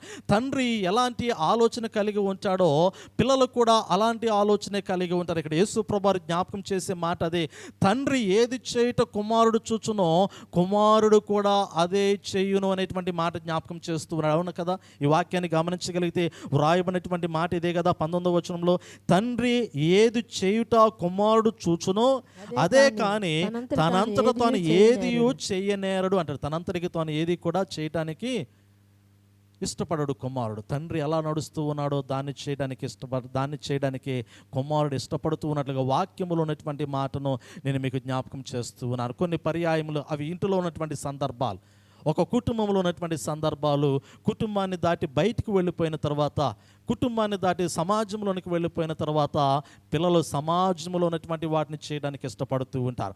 మొదటిగా ఇంట్లో ఉన్నటువంటి పరిస్థితులను బట్టి పిల్లలు పెరగడానికి ఇష్టపడుతూ ఉంటారు. రెండోదిగా మనం గమనించగలిగితే సమాజంలో ఉన్నటువంటి పరిస్థితులను బట్టి కూడా పిల్లల యొక్క జీవితాలు అనేటువంటిది ప్రభావితం చేయబడుతూ ఉంటాయి అనేటువంటి మాట జ్ఞాపకం చేస్తూ ఉన్నాను. ఎందుకంటే సమాజంలోనికి వెళ్ళిపోయిన తర్వాత, వారి యొక్క చదువుల్లో ముందుకు వెళ్ళిపోయిన తర్వాత స్నేహితులు ఎదురవుతూ ఉంటారు. రకరకాలైనటువంటి పరిస్థితులు ఆ సమాజంలో వారు కనపడుతూ ఉంటాయి. అటువంటి వాటిని అలవర్చుకోవడానికి ఇష్టపడుతూ ఉంటారు. అటువంటి వాటిని ఆధారము చేసుకుని జీవించడానికి ఇష్టపడుతూ ఉంటారు. అటువంటి సందర్భంలో పిల్లల తండ్రి తల్లి పిల్లల యొక్క ఆలోచన విధానాన్ని గమనించుకోవాలి, వారి నడవడికను గమనించుకోవాలి. వారు సమాజంలోనికి వెళ్ళిన తర్వాత పడిపోయేటువంటి పరిస్థితి కానీ, తప్పిపోయేటువంటి పరిస్థితి కానీ, చెడిపోయేటువంటి పరిస్థితి కానీ, లేదా వారు దూరం అయిపోయేటువంటి పరిస్థితి కానీ, లేదా వారు పాపంలో మరి మరణమైపోయేటువంటి పరిస్థితి కానీ, ఎటువంటి పరిస్థితులైనా కానీ పిల్లల యొక్క జీవితాల్లో కనపడుతూ ఉన్నట్లయితే వాటిని సరిదిద్దుకోవాల్సినటువంటి ఆవశ్యకత తండ్రి మీదనో తల్లి మీదనో ఉన్నట్లుగా నేను మీకు జ్ఞాపకం చేస్తూ ఉన్నాను కదా.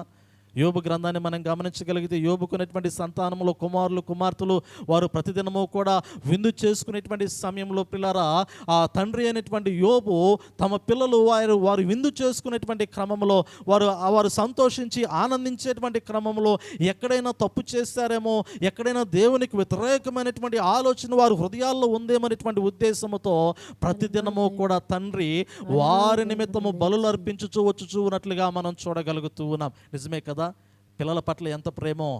యోబు భక్తునికి తన యొక్క సంతానము పట్ల ఉన్నటువంటి ప్రేమ ఏమిటంటే ఎక్కడైనా పొరపాటున వారు దేవునికి వ్యతిరేకంగా హృదయంలో కానీ శారీరకంగాని పాపము చేశారేమో, పాపము అనేటువంటిది వారి దేవుని యొక్క ఉగ్రత వారి మీదకి రాకుండా ఉండటానికి యోబు భక్తుడు ప్రతిదినము కూడా బలులు అర్పించుచూ వచ్చుచూ ఉన్నట్లుగా దేవునికి మొరపెడుతూ ఉన్నట్లుగా దేవుని యొక్క వాక్యములో మనం చూడగలుగుతూ ఉన్నాం. ఈ వాక్యాన్ని గమనించగలిగితే యేసు ప్రభువారు తండ్రి అనేటువంటి దేవుడు ఎలాంటి స్వభావాన్ని కలిగి ఉన్నాడో, ఎలాంటి గుణాన్ని కలిగి ఉన్నాడో, ఎలాంటి దైవత్వాన్ని కలిగి ఉన్నాడో, తండ్రి అనేటువంటి దేవుడు ఎలాంటి స్వరూపాన్ని కలిగి ఉన్నాడో కుమారుడు కూడా అదే స్వరూపాన్ని కలిగి ఉన్నాడు, అదే స్వభావాన్ని కలిగి ఉన్నాడు, అదే గుణాన్ని కలిగి ఉన్నాడు, అదే జీవితాన్ని కలిగి ఉన్నట్లుగా మనం చూడగలుగుతూ ఉన్నాం కదా. ఎంత చక్కటి మాట.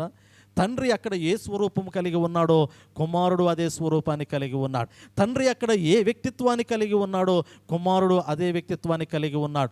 తండ్రి అక్కడ ఏ విధమైనటువంటి గుణాన్ని కలిగి ఉన్నాడో కుమారుడు అదే గుణాన్ని కలిగి ఉన్నాడు. తండ్రి చేత కుమారుడు లోకంలోనికి పంపబడ్డాడు, కానీ తిరిగి మరలా కుమారుడు తండ్రిని చేరుకున్నాడు. పిల్లరా, అవునా కాదా? దేవుని యొక్క వాక్యాన్ని గమనించగలిగితే మొట్టమొదటి మాట గుర్తు చేస్తూ ఉన్నాను కదా, నిత్య జీవాన్ని అనుగ్రహించడానికి లోకంలోనికి వచ్చినటువంటి కుమారుడు. ఈ యోహాను సువార్త 5వ అధ్యాయంలో మనం గమనించగలిగితే 24వ వచనాన్ని ఒకసారి చదవండి పిల్లారా. నా మాట విని నన్ను పంపిన వాని యందు విశ్వాసం ఉంచువాడు నిత్య జీవము గలవాడు. చాలమ్మా. ఈ 5వ అధ్యాయంలో మనం గమనించగలిగితే పిల్లరా, ఈ 5వ అధ్యాయంలో నా మాట విని నన్ను పంపిన వాని యందు విశ్వాసం ఉంచువాడు నిత్య జీవము గలవాడు. ఈ సందర్భం అంతా తండ్రి కుమారుల యొక్క సంభాషణ జరుగుతున్నటువంటి క్రమంలో యేసు ప్రభువారు మాట్లాడినటువంటి మాట ఏమిటంటే, నా మాట విని నన్ను నమ్మి నా తండ్రి యందు విశ్వాసం ఉంచిన వాడు నిత్య జీవము గలవాడు. నిత్య జీవాన్ని అనుగ్రహించడానికి నా తండ్రి నన్ను ఈ లోకంలోనికి పంపించి ఉన్నాడు అనే మాట యేసు ప్రభువారు ఈ 5వ అధ్యాయంలో జ్ఞాపకం చేస్తూ ఉన్నారు. రెండోది ఇంకొక మాట నేను మీకు గుర్తు చేస్తూ ఉన్నాను. యేసు ప్రభువారికి అంటే తండ్రికి కుమారునికి మధ్య ఉన్నటువంటి సంబంధంలో ఆ తండ్రి పంపినటువంటి ఉద్దేశంలో ఇంకొక ఉద్దేశాన్ని మీకు జ్ఞాపకం చేస్తాను. యోహాను సువార్త 6వ అధ్యాయం 32వ వచనము చూడండి పిల్లలు, చదవండి త్వరగా. కాబట్టి యేసు పరలోకము నుండి వచ్చు ఆహారము మోషే మీకు ఇయ్యలేదు, నా తండ్రియే పరలోకము నుండి వచ్చు నిజమైన ఆహారమును మీకు అనుగ్రహించుచున్నాడు.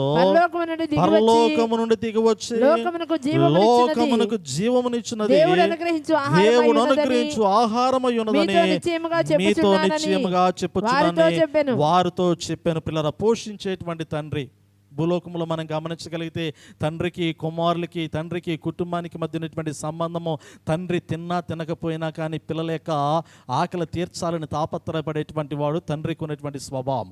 కుటుంబ జీవితంలో పిల్లలు ఏది అడిగినా కానీ దానికి రెండంతలుగా ఇవ్వాలని పరితపించేటువంటి వాడు తండ్రికి ఉన్నటువంటి స్వభావంలో ప్రాముఖ్యమైనటువంటి స్వభావం. నిజమే కదా, ఈ లోకంలో మన పిల్లలు ఒక చిన్న చాక్లెట్ అడిగితే ఇంకొంచెం ఖరీదైనటువంటి పెద్ద చాక్లెట్ అందించడానికి ఇష్టపడుతూ ఉంటాం. వారు వారు ఒకటి అడిగితే మనం రెండు తీసుకుంటాం, ఒకటి ఇచ్చి ఇంకోటి జేబులో పెట్టుకుని వారు అడగకముందే మరలా ఇంకొకసారి ఇవ్వడానికి మనం ప్రయత్నం చేస్తూ ఉంటాం. ఇది మనము పిల్లల పట్ల కలిగి ఉన్నటువంటి స్వభావం. పిల్లరా, నిజమే కదా, వారికి ఆకలి వేస్తూ ఉందనేటువంటి సమయంలో, మాసముల ప్రాయములు ఉన్నటువంటి సమయంలో అయితే ఆ పిల్ల ఏడుపును బట్టి తల్లి బిడ్డకు ఆకలి వేస్తుందని గుర్తించగలుగుతూ ఉంటుంది. అవునా కాదా? ఎందుకంటే వారు మాసముల ప్రాయములటువంటి సమయంలో తల్లికి తెలుస్తుంది పిల్ల ఏడుపులో ఉన్నటువంటి ఆకలి తత్వం అనేటువంటిది. పిల్లలు పెరిగి పెద్దవారైన తరువాత వారు అడగక మునిపే తండ్రికి తెలుసు వారికి ఏ విధమైనటువంటి అవసరతలు ఉండబోతూ ఉన్నాయి, వారి కొరకు నేను ఏమి సమకూర్చాలి, వారి కొరకు నేను ఏది అందించాలి. వారు అడుగులు వేస్తూ ఉన్నటువంటి సమయంలో ఒక్కొక్కటి నేను వారికి ఏది అందించాలో తండ్రి అనేటువంటి వాడు పిల్లరా ఎరిగి వాటిని సమకూర్చి వాటిని వారికి అందించడానికి తాపత్రయపడేటువంటి వాడు. అవి భౌతికంగానో శారీరక సంబంధమైనటువంటి ఆహారానికి సంబంధించి అయినా కానీ. ఇక్కడ యేసు ప్రభువు అంటూ ఉన్నారు కదా, తండ్రి అయినటువంటి దేవుని గురించి మాట్లాడుతూ తన పిల్లలైనటువంటి మీ జీవితాల్లో సమృద్ధి అయినటువంటి జీవాహారం అందించాలని నా తండ్రి యొక్క తాపత్రయము కదా. మొట్టమొదటేమో తండ్రి యొక్క ఉద్దేశం ఏమిటంటే తన పిల్లలను నిత్య జీవములో ఉంచాలని తండ్రి యొక్క ఉద్దేశము. నేను పరమ తండ్రిని గురించి మాట్లాడుతూ ఉన్నాను. పరమ తండ్రి యొక్క ఉద్దేశం ఏమిటంటే తన పిల్లలు నిత్య జీవములో ఉండాలని తండ్రి యొక్క ఉద్దేశము. నిత్య జీవం అనుగ్రహించడానికి కుమారుడు వచ్చాడు. రెండోది మనం గమనించగలిగితే తన పిల్లలైనటువంటి వారికి సమృద్ధి అయినటువంటి జీవాహారాన్ని అందించడమే పరమ తండ్రి యొక్క ఉద్దేశము. ఆ ఆహారాన్ని అందించడానికి కుమారుడు లోకంలోనికి వచ్చాడు. పిల్లల, నిజమే కదా. ఈరోజు మనం పోషించబడుతూ ఉన్నాం. దేనిని బట్టి పోషించబడుతూ ఉన్నాము అంటే మనం అనుకుంటాము కదా, మన కష్టార్జితాన్ని బట్టి మనల్ని మనం పోషించుకుంటున్నాం అనుకుంటాం కదా. మన యొక్క సంపాదన బట్టి మన యొక్క జీవితాలు ఎలా ఉన్నాయని మనం ఆలోచన కలిగి ఉంటాం. ఎందుకంటే మన శరీరానికి అవసరమైనటువంటి ఆహారాన్ని మనం సమకూర్చుకుంటాము. ఆహారాన్ని సమకూర్చుకొని మనము తిని శరీరానికి అవసరమైనటువంటి బలాన్ని సంపాదించుకుంటాం, శక్తిని సంపాదించుకుంటాం. శరీరానికి వచ్చినటువంటి శక్తిని బట్టి పని చేస్తాము. శరీరంలో శక్తి తగ్గిపోయిన తర్వాత మరలా శరీరానికి అవసరమైన బలం కావాలంటే మరలా భోజనం అనేటువంటి ఆహారాన్ని శరీరానికి అందిస్తాము. నిజమే కదా. ఇది భూ సంబంధమైనటువంటి శరీర తత్వానికి సంబంధించినటువంటి ఆహారానికి సంబంధం. కానీ దేవుడు అంటాడు కదా, ఆత్మ సంబంధమైనటువంటి జీవితంలో మీరు బలహీనులు కాకుండా, మీరు కృషించిపోకుండా, ఆనాటి దినాల్లో మోషే ద్వారా ఆ దేవుడు మన్నాను ఏ విధంగా అనుగ్రహించి ఉన్నాడో ఈనాడు మీ జీవితాల్లో శాశ్వతమైనటువంటి జీవము మీలో ఉండాలని, శాశ్వతమైనటువంటి బలమైనటువంటి ఆహారము, పరసంబంధమైనటువంటి ఆహారము మీకు అనుగ్రహించబడాలని నా తండ్రి నన్ను జీవాహారముగా మార్చి మీ వద్దకు పంపించి ఉన్నాడు. ఈ జీవాహారమే మీకు అనుగ్రహించబడుతున్నటువంటి తండ్రి చేత అనుగ్రహించబడినటువంటి ఆహారమై ఉన్నదని పరిశుద్ధ గ్రంథంలో జ్ఞాపకం చేస్తూ ఉన్నాడు. పిల్లలు, నిజమే కదా. కమ్యూనియన్ సర్వీస్లో ప్రభు భోజన సంస్కారము బల్లారాధనలో మనము గుర్తు చేసుకుంటూ ఉంటాం. యేసు ప్రభువారు తన శరీరమునకు సాదృశ్యమైనటువంటి రొట్టెను తీసుకొని తన రక్తమునకు సాదృశ్యమైనటువంటి ద్రాక్షారసమును అందించి ఇది నా శరీరము, ఇది నా రక్తము అనేటువంటి మాట జ్ఞాపకం చేస్తూ ఉన్నారు. ఒకటి, అది పాప విమోచన కలిగిస్తూ ఉంది.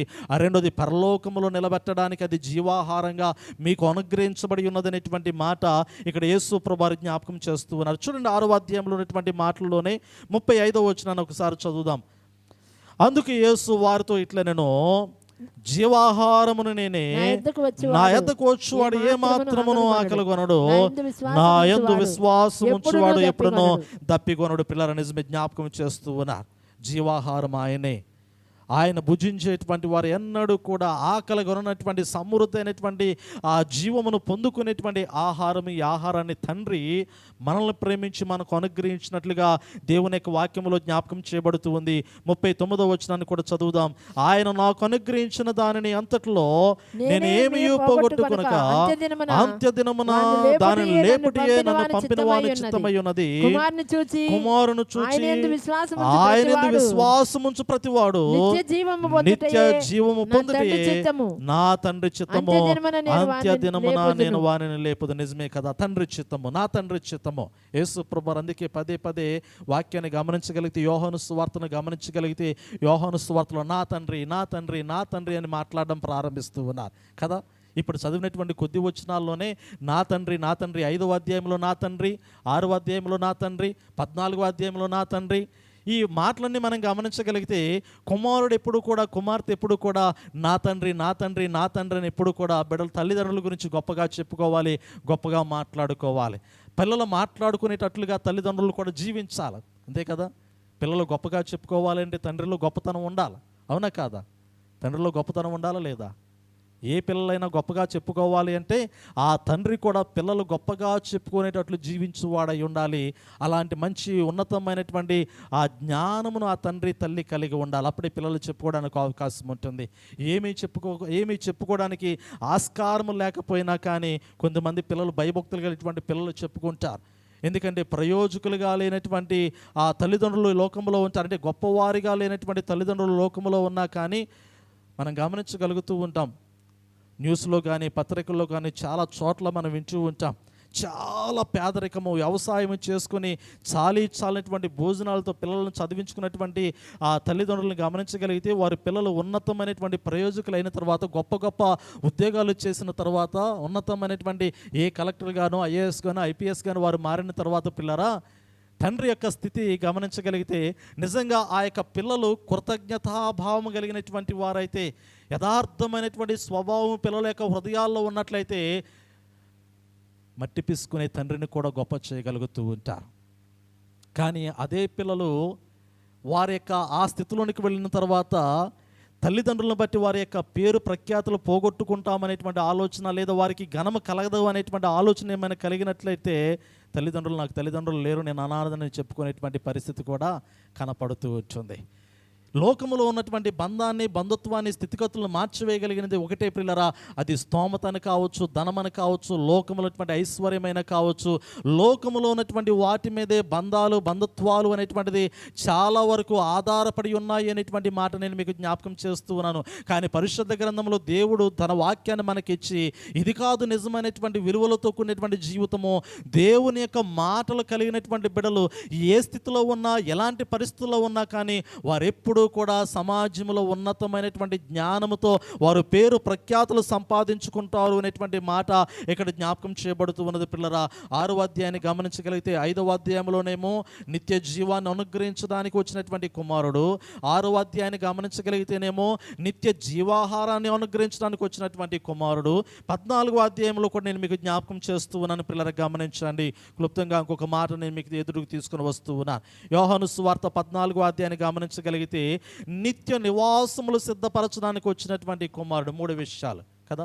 తండ్రి కుమారుని పంపించాడు, కుమారుడు పంపబడ్డాడు లోకములోనికి తండ్రి చేత. కుమారుడు వచ్చి 3 సంగతులను ఇక్కడ జ్ఞాపకం చేసి 3 ప్రాముఖ్యమైనటువంటి స్వాస్థ్యములు మనకి ఇస్తూ ఉన్నాడు. 1 నిత్య జీవం అనేటువంటి స్వాస్థ్యం ఇస్తూ ఉన్నాడు. 2 నిత్య జీవాహారం అనబడేటువంటి శరీరాన్ని ఇస్తూ ఉన్నాడు. 3వది యోహాను సువార్త 14వ అధ్యాయాన్ని గమనించగలిగితే చూడండి 2వ వచనము, నా తండ్రి ఎంత అనేక నివాసములు కలవు, లేని ఎడల మీతో చెప్పుదును, మీకు స్థలము సిద్ధపరచ వెళ్ళుచున్నాను, నేనుండు స్థలములో మీరును ఉండులాగున, నేనుండు స్థలములో మీరును ఉండులాగున మరలా వచ్చి నా యొద్ద నుండుటకు మిమ్మును తీసుకొని పోదును. పిల్లల 3వ విషయాన్ని గమనించగలరు. నా తండ్రి ఎంత అనేకమైనటువంటి నివాసాలు కలవు. మన పరమ తండ్రి పిల్లలు ఎప్పుడూ కూడా మన పట్ల బహుశ్రద్ధ కలిగినటువంటి వాడు. మనము తప్పిపోయినటువంటి పిల్లలుగా ఉన్నామేమో కానీ ఆయన మనల్ని విడిచిపెట్టలేదు. మనం తప్పిపోయాం కదా, పారిపోయాం కదా, చెదిరిపోయాం కదా, లేదా లోకంలో పడిపోయాం కదా, మరణంలో కొట్టుమిట్టాడుతున్నాం కదా అని మన పరమ తండ్రి మనల్ని విడిచిపెట్టలేదు. పిల్లలు లోకంలో ఉన్నటువంటి తల్లైనా తండ్రైనా ఒక్కొక్కసారి మనల్ని విడిచిపెడుతూ ఉంటారు, మనల్ని విస్మరిస్తూ ఉంటారు. ఒక్కొక్కసారి మనల్ని పోతే పోయింది వాడి కర్మను వదిలిపెడుతూ ఉంటారు కదా. నేటి దినాల్లో మాటలు పలుకుతూ ఉంటారు. మనం పిల్లలకి అంటాము కానీ వారి యొక్క జీవితానికి అంటామా, వారి యొక్క భవిష్యత్తునికి అంటామా కదా. చాలామంది మాట్లాడుతూ ఉంటారు, మనం పిల్లలకు కనగలుగుతూ ఉంటాము కానీ వారి తలరాతలు మనం కనలే కదండి అంటారు. వాడి తలరాత అలా రాయబడింది అనేటువంటి మాట పలుకుతూ ఉంటారు. కానీ నిజంగా మనం గమనించగలిగితే పిల్లల తలరాతులను కూడా మార్చగలిగినటువంటి వాడు మన పరమ తండ్రి. ఏ తండ్రైనా ఏ తల్లైనా దేవుని యొద్దకు వచ్చి ఆయన పాదాలు పట్టుకొని, ఇదిగో నా తండ్రి, ఇదిగో నా కుమారుడు తప్పిపోయినటువంటి స్థితిలో ఉన్నాడు, ఇదిగో నా కుమార్తె తప్పిపోయినటువంటి స్థితిలో ఉన్నది, వారి జీవితాలను సరైనటువంటి రీతిలో నిలబెట్టు ప్రభు అని ఆయన పాదాలు పట్టుకోగలిగినటువంటి తల్లిదండ్రులు ఉండగలిగినట్లయితే నిజంగా అది పిల్లలకు దీవెనకరమే, పిల్లలకు ఆశీర్వాదకరమే.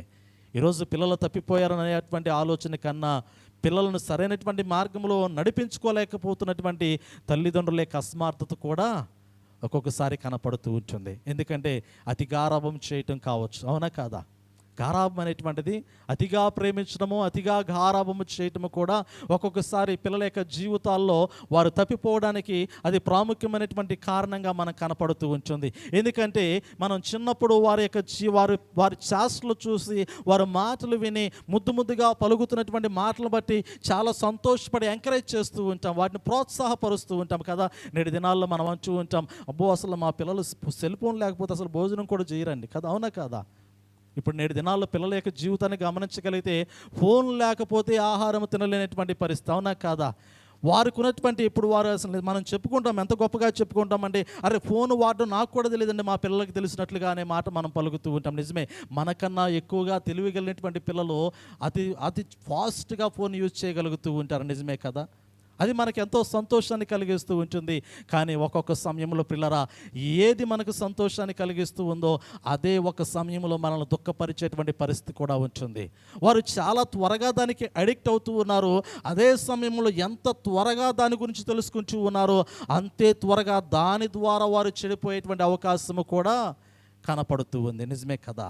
అందుకే అంటాడు దేవుని యొక్క వాక్యంలో మనం గమనించగలిగితే, బిడ్డలను ప్రేమించాలి, అదే సమయంలో వారు తప్పుడు మార్గంలో, తప్పుడు ఆలోచన హృదయంలోనికి ప్రవేశిస్తున్నటువంటి సమయంలో వెంటనే వారిని గద్దించాలి, వారిని శిక్షించాలి, వారికి బుద్ధి చెప్పాలి, మరలా వారిని తిరిగి సరైనటువంటి మార్గంలో నడిపించాలి. కానీ వారి కర్మకు వారిని వదిలేసి చేతులు కడుక్కునేటువంటి పరిస్థితి ఉండకూడదనేటువంటి మాట నేను మీకు జ్ఞాపకం చేస్తూ ఉన్నాను. గద్దించండి, పర్వాలేదు. వారు ద్వేషించారా, పర్వాలేదు. ఎదురు తిరిగారా, పర్వాలేదు. వారు తప్పు వారు తెలుసుకుంటారు, వారిని సంపూర్ణంగా విడిచిపెట్టేసి నాశనమునకు అప్పగించకూడదు అనేటువంటి మాట జ్ఞాపకం చేస్తూ ఉన్నాను. చాలామంది తల్లిదండ్రులు చేసేటువంటి తప్పులు ఇవే. ఎక్కడైనా వారు తప్పిపోతూ ఉన్నారు అంటే వారిని నాశనానికి అప్పగించేస్తారు, వారి కర్మకని విడిచిపెడతారు, వారి స్వేచ్ఛకు వారిని వదిలేస్తూ ఉంటారు. వారి దాన్ని ఆధారం చేసుకుని విచ్చలవిడిగా భయంకరమైనటువంటి మరణంలోనికి వెళ్ళిపోయేటువంటి పరిస్థితి ఉంది. తండ్రికి తల్లికి జ్ఞాపకం చేస్తూ ఉన్నాను కదా, మీ ఎదుట మీ పిల్లలు ఎక్కడైనా కానీ తప్పుడు మార్గంలోనికి వారు వెళుతూ ఉన్నారు అంటే కదా, నేటి దినాల్లో పెద్దలను లెక్క చేయనటువంటి స్థితిలో పిల్లలు కనపడ్డారనుకోండి, పెద్దలను లెక్క చేయనటువంటి స్థితిలో పిల్లలు కనపడ్డారనుకోండి, వెంటనే గద్దించండి, తప్పలేదు. నీ కుమారుని నీ కుమార్తెను నువ్వు ఎంత ప్రేమించినా కానీ ఎదుటి వారిని గౌరవించలేనటువంటి పిల్లల యొక్క జీవితాల్లో ఆ తల్లిదండ్రులకు అవమానమే. పిల్లల నిజమే, ఈ మాట నేను మీకు జ్ఞాపకం చేస్తూ ఉన్నాను. పరిశుద్ధ గ్రంథంలో ఏలీ భక్తుని యొక్క జీవితాన్ని గమనించగలిగితే 40 సంవత్సరంలో దేవుని మందిరంలో యాజకత్వం వహించినటువంటి ఏలీ సమాజంలో మంచి పేరును సంపాదించుకోగలుగుతూ ఉన్నాడు. కానీ దేవుని పనిలో కానీ ప్రజల ఎదుట మంచి గుర్తింపు తెచ్చుకోగలిగాడు. కానీ కుటుంబ జీవితంలో గమనించగలిగితే పిల్లలు మాత్రము తప్పిపోయినటువంటి ప్రవర్తన కలిగినటువంటి వారు. 1 సమూయేలు గ్రంథము 2వ అధ్యాయాన్ని గమనించగలిగితే చూడండి, దాని పర్యవసానాన్ని మీకు జ్ఞాపకం చేస్తూ ఉన్నాను. 1 సమూయేలు 2వ అధ్యాయాన్ని గమనించగలిగితే ఆ యొక్క 2వ అధ్యాయంలో ఏలీ సంతానమును గురించి వాక్యములో దేవుడు హెచ్చరిక చేసినటువంటి విధానము, వారు నడిచినటువంటి తప్పుడు మార్గము, వారు కలిగినటువంటి ఆలోచన విధానం మనకి ఇక్కడ కనపడుతూ ఉంది. 12వ వచనం చూడండి, ఏలీ కుమారులు యెహోవాను ఎరగని వారై మిక్కిలి దుర్మార్గులై ఉండిరి. పిల్లరా, ఏలీ తండ్రేమో దేవుని ఎరిగినటువంటి వాడు, తండ్రేమో దేవుని సన్నిధిలో యాజకత్వం వహిస్తున్నటువంటి వాడు. పిల్లల్ని గమనించగలిగితే దేవుణ్ణి ఎరగనటువంటి దుర్మార్గులుగా సమాజంలో కనపడుతూ ఉన్నట్లుగా మనం చూడగలుగుతూ ఉన్నాం, నిజమే కదా. ఈరోజు చాలామంది పిల్లలు అటువంటి స్వభావాన్ని కుటుంబ జీవితాల్లో కలిగి ఉన్నట్లయితే హెచ్చరించండి, వారిని గద్దించండి, వారిని బుద్ధి చెప్పండి. తప్పిపోయిన తర్వాత, అంటే చేయి జారిపోయిన తర్వాత చెప్పినా కానీ ప్రయోజనం. అందుకే బాలుడు నడవలసిన త్రోవను వానికి నేర్పమంటాడు, పెద్దవాడైనప్పుడు వాడు దాని నుండి తొలగిపోడు అంటాడు. ఇక్కడ ఏలీ తండ్రి యొక్క స్వభావాన్ని గమనించగలిగితే పిల్లలు తప్పిపోయారు, పిల్లలు చెడిపోయారు, పిల్లలు మంచి మార్గంలో లేరు అనే మాటలు ప్రజల నోట, ఆ నోట, ఈ నోట, వారు వీరు మాట్లాడుకుంటూ ఆ మాటలు వినపడుతూ ఉన్నటువంటి సమయంలో వాటిని వింటూ ఉన్నాడు. కానీ జాగ్రత్తలు చెప్పేటువంటి సమయం వచ్చేటువంటి తరుణాన్ని గమనించగలిగితే అప్పటికి ఉగ్రత అనేటువంటిది వారి జీవితంలోనికి దేవుడు అనుమతి చేసినట్లుగా మనం చూడగలుగుతూ ఉన్న భయంకరమైనటువంటి తప్పిదములు. విషయంలో. ఒకటి వ్యభిచారం అనేటువంటి తప్పిదము, రెండోది దేవునికి అర్పించేటువంటి అర్పణ విషయంలో, బలి విషయంలో దహించవలసినటువంటి మాంసాహారాన్ని కూడా దహించక మునిపే పచ్చి మాంసమనే వారు తీసుకుని తినేసేటువంటి పరిస్థితి కనపడుతూ ఉంది. దేవుని పనిలో సేవ చేయుచున్నటువంటి స్త్రీల విషయంలో వ్యభిచారం అనేటువంటి మాట కనపడుతూ ఉంది. అదే సమయంలో పిల్లలు మనం గమనించగలిగితే చూడండి, ఇంకొక ప్రాముఖ్యమైనటువంటి మాట నేను మీకు జ్ఞాపకం చేస్తూ ఉన్నాను. 23వ వచనం, మొదటి సమూయేలు గ్రంథం 23వ వచనము.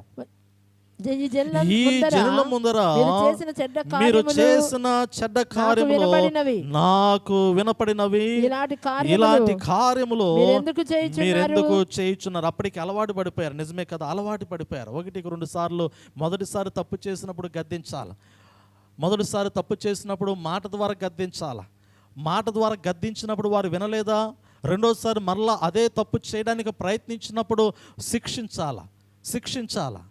శిక్షించకుండా ఒక మాటలో గద్దించి విడిచిపెట్టారనుకోండి, వారు దాన్ని అలవాటుగా చేసుకుని మరలా తప్పులు చేసి మీరు అవమానపరచబడడానికి వారు కారకులు అవుతూ ఉంటారు. ఇక్కడ ఏలీ గురించి మనం గమనించగలిగితే జనులు మాట్లాడుకునేటువంటి మాటలు వినపడుతూ ఉన్నాయి. మాట వరుసకి చెబుతూ ఉన్నాడు, అయ్యా వాళ్ళు వీళ్ళు ఎలా చెబుతూ ఉన్నారు, అది మంచిది కాదు, అలా చేయమాకండి, అది కరెక్ట్ కాదు అని తండ్రి పిల్లలకు చెబుతూ ఉన్నారు. కానీ పిల్లలు తండ్రి మాట వినేటువంటి పరిస్థితుల్లో లేరు అనేటువంటి మాట ఇక్కడ జ్ఞాపకం చేయబడుతూ ఉంది. 24వ వచనము, నా కుమారులారా ఇలాగూ చేయవద్దు, నాకు వినపడినది మంచిది కాదు, యెహోవా జనులను మీరు అతిక్రమింప చేయుచున్నారు, నరునికి నరుడు తప్పు చేసిన యెడల దేవుడు విమర్శ చేయును గాని ఎవరైనా యెహోవా విషయములో పాపము చేసిన యెడల వాని కొరకు ఎవడు విజ్ఞాపన చేయును. నిజమే కదా, దేవుని విషయంలో పిల్లలు తప్పు చేస్తూ ఉన్నట్లయితే గద్దించండి కదా. మనుషుల విషయంలో తప్పు చేస్తే సరిదిద్దుకోవచ్చు, దేవుని విషయంలో కూడా మీ పిల్లలు సరైనటువంటి మార్గంలో నడవాలి. అందుకే ఈ వచనంలో ఇక్కడ రాస్తున్నటువంటి మాట ఇదే కదా, యెహోవా విషయములో పాపము చేసిన యెడల వాని కొరకు ఎవడు విజ్ఞాపన చేయనంటాడు కదా. ఈరోజు దేవునికి లోబడగలుగుతున్నారా పిల్లలు? దేవునికి లోబడగలుగుతూ ఉన్నారా పిల్లలు? జనరేషన్స్ మారే కొందికి దేవునికి దూరం అయిపోతూ ఉన్నారు, కానీ దేవునికి దగ్గర అవుతూ ఉన్నారా? జనరేషన్స్ మారుతూ ఉన్నాయి, మారుతున్న కొలది పిల్లలు దేవునికి దూరం అయిపోతూ ఉన్నారు, వాక్యానికి దూరం అయిపోతూ ఉన్నారు, ప్రార్థనకు దూరం అయిపోతూ ఉన్నారు, సహవాసానికి దూరం అయిపోతూ ఉన్నారు, భక్తి జీవితానికి దూరం అయిపోతూ ఉన్నారు. ఇక్కడ దూరం అయిపోయినటువంటి వారు ఎక్కడ దగ్గర అవుతారు? ఒకసారి ఆలోచన చేయండి. దేవుని వాక్యానికి దూరం అయిపోయిన వారు, దేవుని సన్నిధికి దూరం అయిపోయిన వారు, ప్రార్థనా జీవితానికి దూరం అయిపోయినటువంటి వారు దేనికి దగ్గర అవుతారు అంటే పాపానికి దగ్గర అవుతున్నట్లే లెక్క కదా. దేవునికి దూరం అయిపోతున్నటువంటి ప్రతి వాడు కూడా పాపానికి దగ్గరగా ఉన్నటువంటి వాడే. పాపానికి దగ్గరగా ఉన్నటువంటి వాడు దురాశ గర్భము ధరించి పాపము కనగా పాపం పరిపక్వమై దేనికి దగ్గర అవుతున్నాడు? మరణానికి దగ్గర అవుతున్నాడు. అవునా కాదా? ఈరోజు బిడ్డలు కంచు ఉన్నారు, కానీ బిడ్డల యొక్క జీవితాల కొరకు ప్రార్థన చేస్తూ ఉన్నారు, కానీ పిల్లల కొరకు ప్రార్థన చేయండి మంచిదే, వారి కొరకు సమస్తాన్ని సమకూర్చండి మంచిదే, వారి జీవితాల్లో ఏ అవసరతలు ఉన్నాయో ఆ అవసరతలన్నీ తీర్చండి మంచిదే. కానీ నీ సంతానాన్ని మాత్రము దేవునికి దూరం చేయమాకండి, నీ సంతానాన్ని మాత్రము దేవునికి దూరం చేయమాకండి.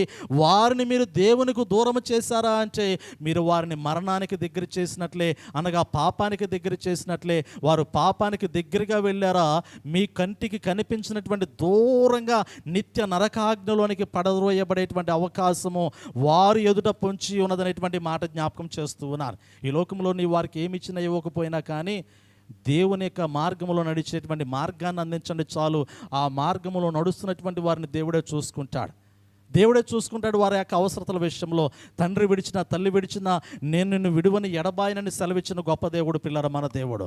ఎందుకంటే ఆయన విడిచేటువంటి వాడు కాదు, ఆయన విడిచిపెట్టేటువంటి వాడు కాదు. ఆయనకు తెలుసు ఏ అవసరత ఏ సమయంలో ఎక్కడ పిల్లల జీవితాల్లో ఇవ్వాలని దేవునికి తెలుసు. కాబట్టి నేను మీకు జ్ఞాపకం చేస్తూ ఉన్నాను కదా, సంతానం ఎప్పుడూ కూడా, దేవుడిచ్చినటువంటి బిడ్డలు ఎప్పుడూ కూడా, దేవుడిచ్చినటువంటి కుమారులు కుమార్తెలు ఎప్పుడూ కూడా దేవుని సన్నిధిలో ఉండటానికి తల్లి ప్రయత్నించాలి, తండ్రి ప్రయత్నించాలి. అలా ప్రయత్నించినటువంటి సమయంలోనే ఆ తండ్రి యొక్క జీవితము, తల్లి యొక్క జీవితము ధన్యకరంగా ఉంటుందనేటువంటి మాట నేను మీకు జ్ఞాపకం చేస్తూ ఉన్నాను. నిజమే పిల్లరా, యెషయా గ్రంథంలో ఒక మాట నేను మీకు గుర్తు చేయడానికి ఇష్టపడుతూ ఉన్నాను. యెషయా గ్రంథంలో తప్పిపోయినటువంటి ఇశ్రాయేలు యొక్క స్వాస్థ్యం అంతా కూడా తిరిగి తండ్రిని చేరుకునేటువంటి క్రమం మనకు కనపడుతూ ఉంది. యెషయా గ్రంథము 1వ అధ్యాయంలో 2వ వచనంలోనేమో దేవుడు ఆకాశముతో భూమితో మాట్లాడుతూ, ఆకాశం ఆలకించము, భూమి చెవియొగ్గుము, నేను పిల్లలు పెంచి పెద్దవారిని చేసేతనే వారు నా మీద తిరగబడి ఉన్నారని 1వ అధ్యాయంలో దేవుడు మాట్లాడుతూ ఉన్నాడు. నా పిల్లలు నా మీదే తిరగబడ్డారు. నా పిల్లలు నా మాట వినలేనటువంటి పరిస్థితి కనపడుతూ ఉంది. నా పిల్లలు నాకు లోబడట్లేదు. నా పిల్లలు నా మాట పెడచెవిని పెడుతూ ఉన్నారు. నా పిల్లలు నా సన్నిధిలోనికి రావట్లేదు. నా పిల్లల కోసం నేను అన్నీ ఇస్తూ ఉన్నాను, కానీ అన్నీ నా యొద్ద నుండి నా పిల్లలు పొందుకుంటూ ఉన్నారు. కానీ నన్ను లెక్క చేయనటువంటి స్థితిలో నా పిల్లలు నాకే ఎదురు తిరిగి మాట్లాడుతూ ఉన్నారు. ఇది 1వ అధ్యాయంలో ఉన్నటువంటి ఆవేదన, తండ్రి యొక్క ఆవేదన. అవునా కాదా? తండ్రి యొక్క ఆవేదన. నా పిల్లలకి నేను సమస్తము సమకూర్చాను, ఇప్పుడు నా పిల్లలే నాకు ఎదురు తిరిగి నాకు దుఃఖాన్ని కలిగించారని 1వ అధ్యాయంలో కనపడుతున్నటువంటి సంభాషణ. 63వ అధ్యాయంలోనికి వచ్చినట్లయితే పిల్లలు చూడండి, యెషయా గ్రంథం 63వ అధ్యాయంలోనికి వచ్చినట్లయితే 63వ అధ్యాయంలో ప్రవక్తల ద్వారా దేవుడు మాట్లాడుతున్నటువంటి క్రమంలో ఆ తప్పు తెలుసుకున్నటువంటి పిల్లలు మరలా తిరిగి తండ్రిని హత్తుకునేటువంటి విధానాన్ని మనం ఇక్కడ చూడగలుగుతూ ఉన్న 6వ వచనాన్ని చూడండి ఒకసారి. 64వ అధ్యాయం, 64వ అధ్యాయం అమ్మ, 64వ అధ్యాయం 6వ వచనం చదవండి ఒకసారి. మేమందరము అపవిత్రుల వంటి వారమైతిమి, మా నీతి క్రియలన్నీ మురికి గుడ్డల వలె నాయను, మేమందరము ఆకువలే వాడిపోతిమి, గాలివాన కొట్టుకొని పోవునట్లుగా మా దోషములు మమ్మను కొట్టుకొని పోయెను. నీ నామమును బట్టి మొరపెట్టువాడొకడును లేకపోయెను. నిన్ను ఆధారము చేసుకునేటకై తన్ను తాను ప్రోత్సాహపరుచుకుని వాడు ఒకడునూ లేడు. నీవు మాకు ముఖము చాటు చేసుకుంటివి, మా దోషముల చేత నీవు మమ్మను కరిగించి ఉన్నావు. యెహోవా నీవే మాకు తండ్రివి, మేము జిగటమన్ను, నీవు మాకు కుమ్మరివాడవు, మేమందరము నీ చేతి పని ఉన్నాం. 1వ అధ్యాయంలో తప్పిపోయినటువంటి పిల్లలు 64వ అధ్యాయంలోనికి వచ్చిన తర్వాత తప్పు తెలుసుకుని తండ్రితో మాట్లాడడం ప్రారంభిస్తూ ఉన్నారు. తండ్రితో మాట్లాడడం ప్రారంభిస్తూ, అయ్యా మేమందరము అపవిత్రులం అయిపోయాం, నీ సంతానముగా అనిపించుకునేటువంటి అర్హత మాకు లేదు, మా నీతి క్రియలు మేమేమైతే నీతి క్రియలు చేస్తూ ఉన్నామనుకున్నామో, మాలో ఏ మంచి అయితే ఉందని మేము అనుకుంటూ ఉన్నామో, ఒక్కసారి నీ ఎదుట మేము నిలబడినప్పుడు మాలో ఉన్నటువంటి మంచి అంతా కూడా మురికి గుడ్డల వలె కనపడుతూ ఉంది. అసలు మాలో నీతి లేనటువంటి తత్వముని ఎదుట నిలబడినప్పుడు మాకు అర్థమవుతుందని పిల్లలు దేవుని ఎదుట నిలబడి తండ్రితో మాట్లాడుకునేటువంటి సందర్భం మాకు కనపడుతుంది కదా. అవును కదా, అంత చక్కటి మాట. ఈరోజు చాలామంది అనుకుంటారు కదా, మేము చాలా మంచివారం అనుకుంటారు, చాలా యథార్థవంతులం అనుకుంటారు, మేము తెలివిగలవారం అనుకుంటారు, మేము జ్ఞానవంతులం అనుకుంటారు. కలిగి ఉన్నటువంటి భక్తిని బట్టి మేమే నిజమైనటువంటి భయభక్తులు కలిగినటువంటి దేవుని స్వాస్థ్యం అనుకుంటారు. కానీ నిజంగా పిల్లలు దేవుని ఎదుట నిలబడినప్పుడు ఇక్కడ స్వాస్థ్యం అంటుంది కదా. పిల్లలు అంటూ ఉన్నారు కదా, అయ్యా ఒకానొక సమయంలో మేము మంచివారు అనుకొని నేను కాదనుకొని బయట సమాజంలో ఉన్నాము, కానీ ఇప్పుడు నీ ఎదురు నిలబడినప్పుడు మాలో ఉన్నటువంటి మంచి నీ వాక్యం ద్వారా చూచినప్పుడు అది మురికి గుడ్డలుగా మాకు కనపడుతూ ఉంది. మా దోషాలు మా ఎదుట కనపడుతూ ఉన్నాయి. చూడండి ఇక్కడ అంటాడు కదా, మా దోషములు మమ్మల్ని కొట్టుకొని పోయిను, నీ నామమును బట్టి మొరపెట్టువాడు ఒకడును లేకపోయాను, నిన్ను ఆధారము చేసుకున్నట్టుకై తన్ను తాను ప్రోత్సాహపరుచుకుని వాడు ఒకడును కూడా లేడు. ఎవడు కూడా తను తాను ప్రోత్సాహపరచుకోవట్లేదు కదా. నా ప్రాణమా యెహోవాను సన్నతించు, నా అంతరంగమున సమస్తమైన పరిశుద్ధ నామమును సన్నతించు. దావీదు భక్తుడు తను తాను ప్రోత్సాహపరుచుకున్నాడు, తన ప్రాణంతో మాట్లాడుకున్నాడు. తన ప్రాణంతో మాట్లాడి ఆయన చేసిన ఉపకారంలో దేన్ని మరవకూడదని దేవుని దగ్గరికి వెళ్ళని తనకు తానే చెప్పుకుంటూ దేవుని యొద్దకు వచ్చి ప్రోత్సాహపరుచుకున్నటువంటి వాడు దావీదు భక్తుడు. ఈరోజు ఎవరైనా అటువంటి బిడ్డలు ఉన్నారా? నిన్ను నీవే ఏ రోజైనా ప్రోత్సాహపరుచుకున్నావా? నీ అంతటికి నీవే ఏ రోజైనా మాట్లాడుకున్నావా? చాలామంది మాట్లాడుకుంటారు, లోపల మాట్లాడుకుంటారు. రోడ్డు మీద వెళుతూ ఉన్నప్పుడు శత్రువు కనపడింది అనుకోండి, ఈ పనికి మళ్ళీ ఇప్పుడే ఎదురు రావాలా, అలా మాట్లాడుకునే వాళ్ళు ఉంటారు. అవునా కాదా? అలా మాట్లాడుకునే వాళ్ళు ఉంటారు. తిట్టుకునే వాళ్ళు, దూషించుకునేటువంటి వాళ్ళు కనపడితే చాలు లోపల మాట్లాడుకునేటువంటి వారు ఉంటారు. కానీ ఇలా దావీదు భక్తుడు మాట్లాడుకున్నట్లుగా ఎవరన్నా మాట్లాడుకోగలిగినట్లయితే వారు దాన్ని నా ప్రాణమా యెహోవాను సన్నతించని ప్రోత్సాహపరుచుకుని దేవుని యొద్దకు మీరు రాగలిగితే మీరు దాన్నేలే. అలాంటి ప్రోత్సాహపరుచుకునే విధానంలోనికి తల్లిదండ్రులు రావాలి. పిల్లలను కూడా అలా ప్రోత్సాహపరచాలి. ఈరోజు ప్రోత్సాహపరిచేటువంటి వారు లేరు పిల్లరా. నిజం చెప్పాలి అంటే, అరే ఎందుకురా బయట తిరుగుతున్నావు, దేవుని మందిరంలోకి వచ్చి కూర్చొని చెప్పేవాడే లేడు. ఒకవేళ చెప్పినా వినేవాడు కూడా లేరు. ఒకవేళ పిల్లలకి చెప్పామనుకోండి, నువ్వు నాకు చెప్తే నేను వినేది ఏంది అనేటువంటి ఆలోచనలో పిల్లలు ఉన్నారు. అంతే, సింపుల్ ఒక మాట, నీ పని నువ్వు చూసుకోమండి, ఎవరు బిజినెస్, నువ్వు నాకు చెప్పవసరం లేదనేటువంటి మాట. ప్రోత్సాహపరిచేటువంటి వారు కనపడుతూ ఉన్నా కానీ ఎక్కడో ఒకరు అరాకొర, అరే ఇది మంచిది కాదు, ఇది కరెక్ట్ కాదు, జీవితాన్ని సరిదిద్దుకోవాలి, నీకు మంచి భవిష్యత్తు ఉంది, జాగ్రత్త, బాగా చదువుకో, పిల్లలకి నేటి దినాల్లో మంచి మాటలు, 4 మంచి మాటలు చెబుతున్నా కానీ వాటిని అర్థం చేసుకోలేక పెడచెవున పెట్టేటువంటి సంతతి నేటి దినాల్లో కనపడుతూ ఉన్నది. పిల్లల నిజమే కదా.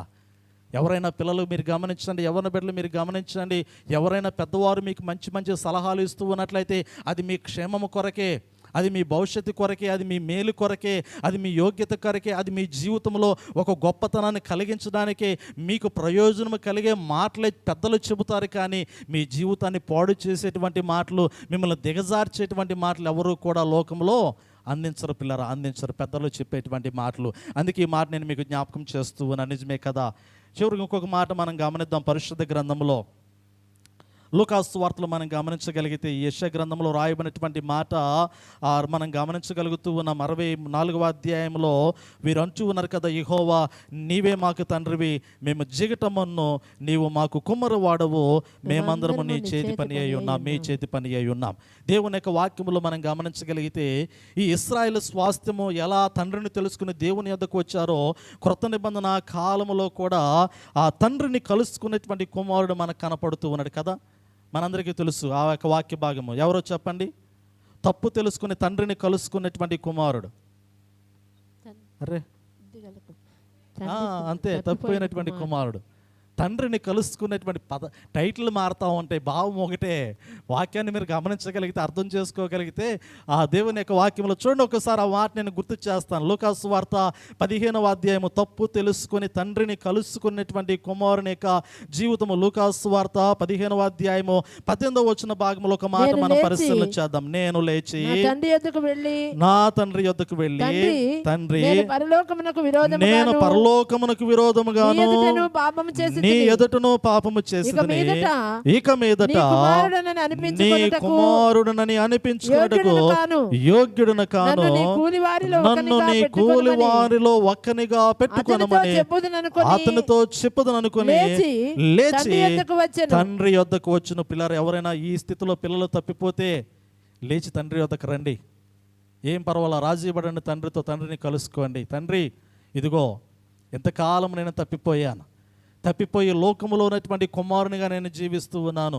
కానీ నీవు నాకు జన్మనిచ్చినటువంటి తండ్రివి, నీవు నాకు నిత్య జీవాన్ని ఇచ్చినటువంటి తండ్రివి, నీవు నాకు పరలోకములో నిత్య స్వాస్థ్యాన్ని అనుగ్రహిస్తున్నటువంటి తండ్రివి, శాశ్వతమైనటువంటి పరలోక పట్టణంలో నిత్య నివాసములో నీతో కలిసి జీవనమును కొనసాగించుకోవాలని ఆశించినటువంటి తండ్రివి. తండ్రి, ఇదిగో నేను పాపము చేసి ఉన్నాను తండ్రి, నేను తప్పు చేసి ఉన్నాను, నేను సరిగా అర్థము చేసుకోలేకపోయాను, సరిగా తెలుసుకోలేకపోయాను, సరిగా నిన్ను అర్థము చేసుకుని తెలుసుకోలేక తప్పిపోయినటువంటి స్థితిలో నేను వెళ్ళిపోయినటువంటి వాడిగా కనపడుతూ ఉన్నాను.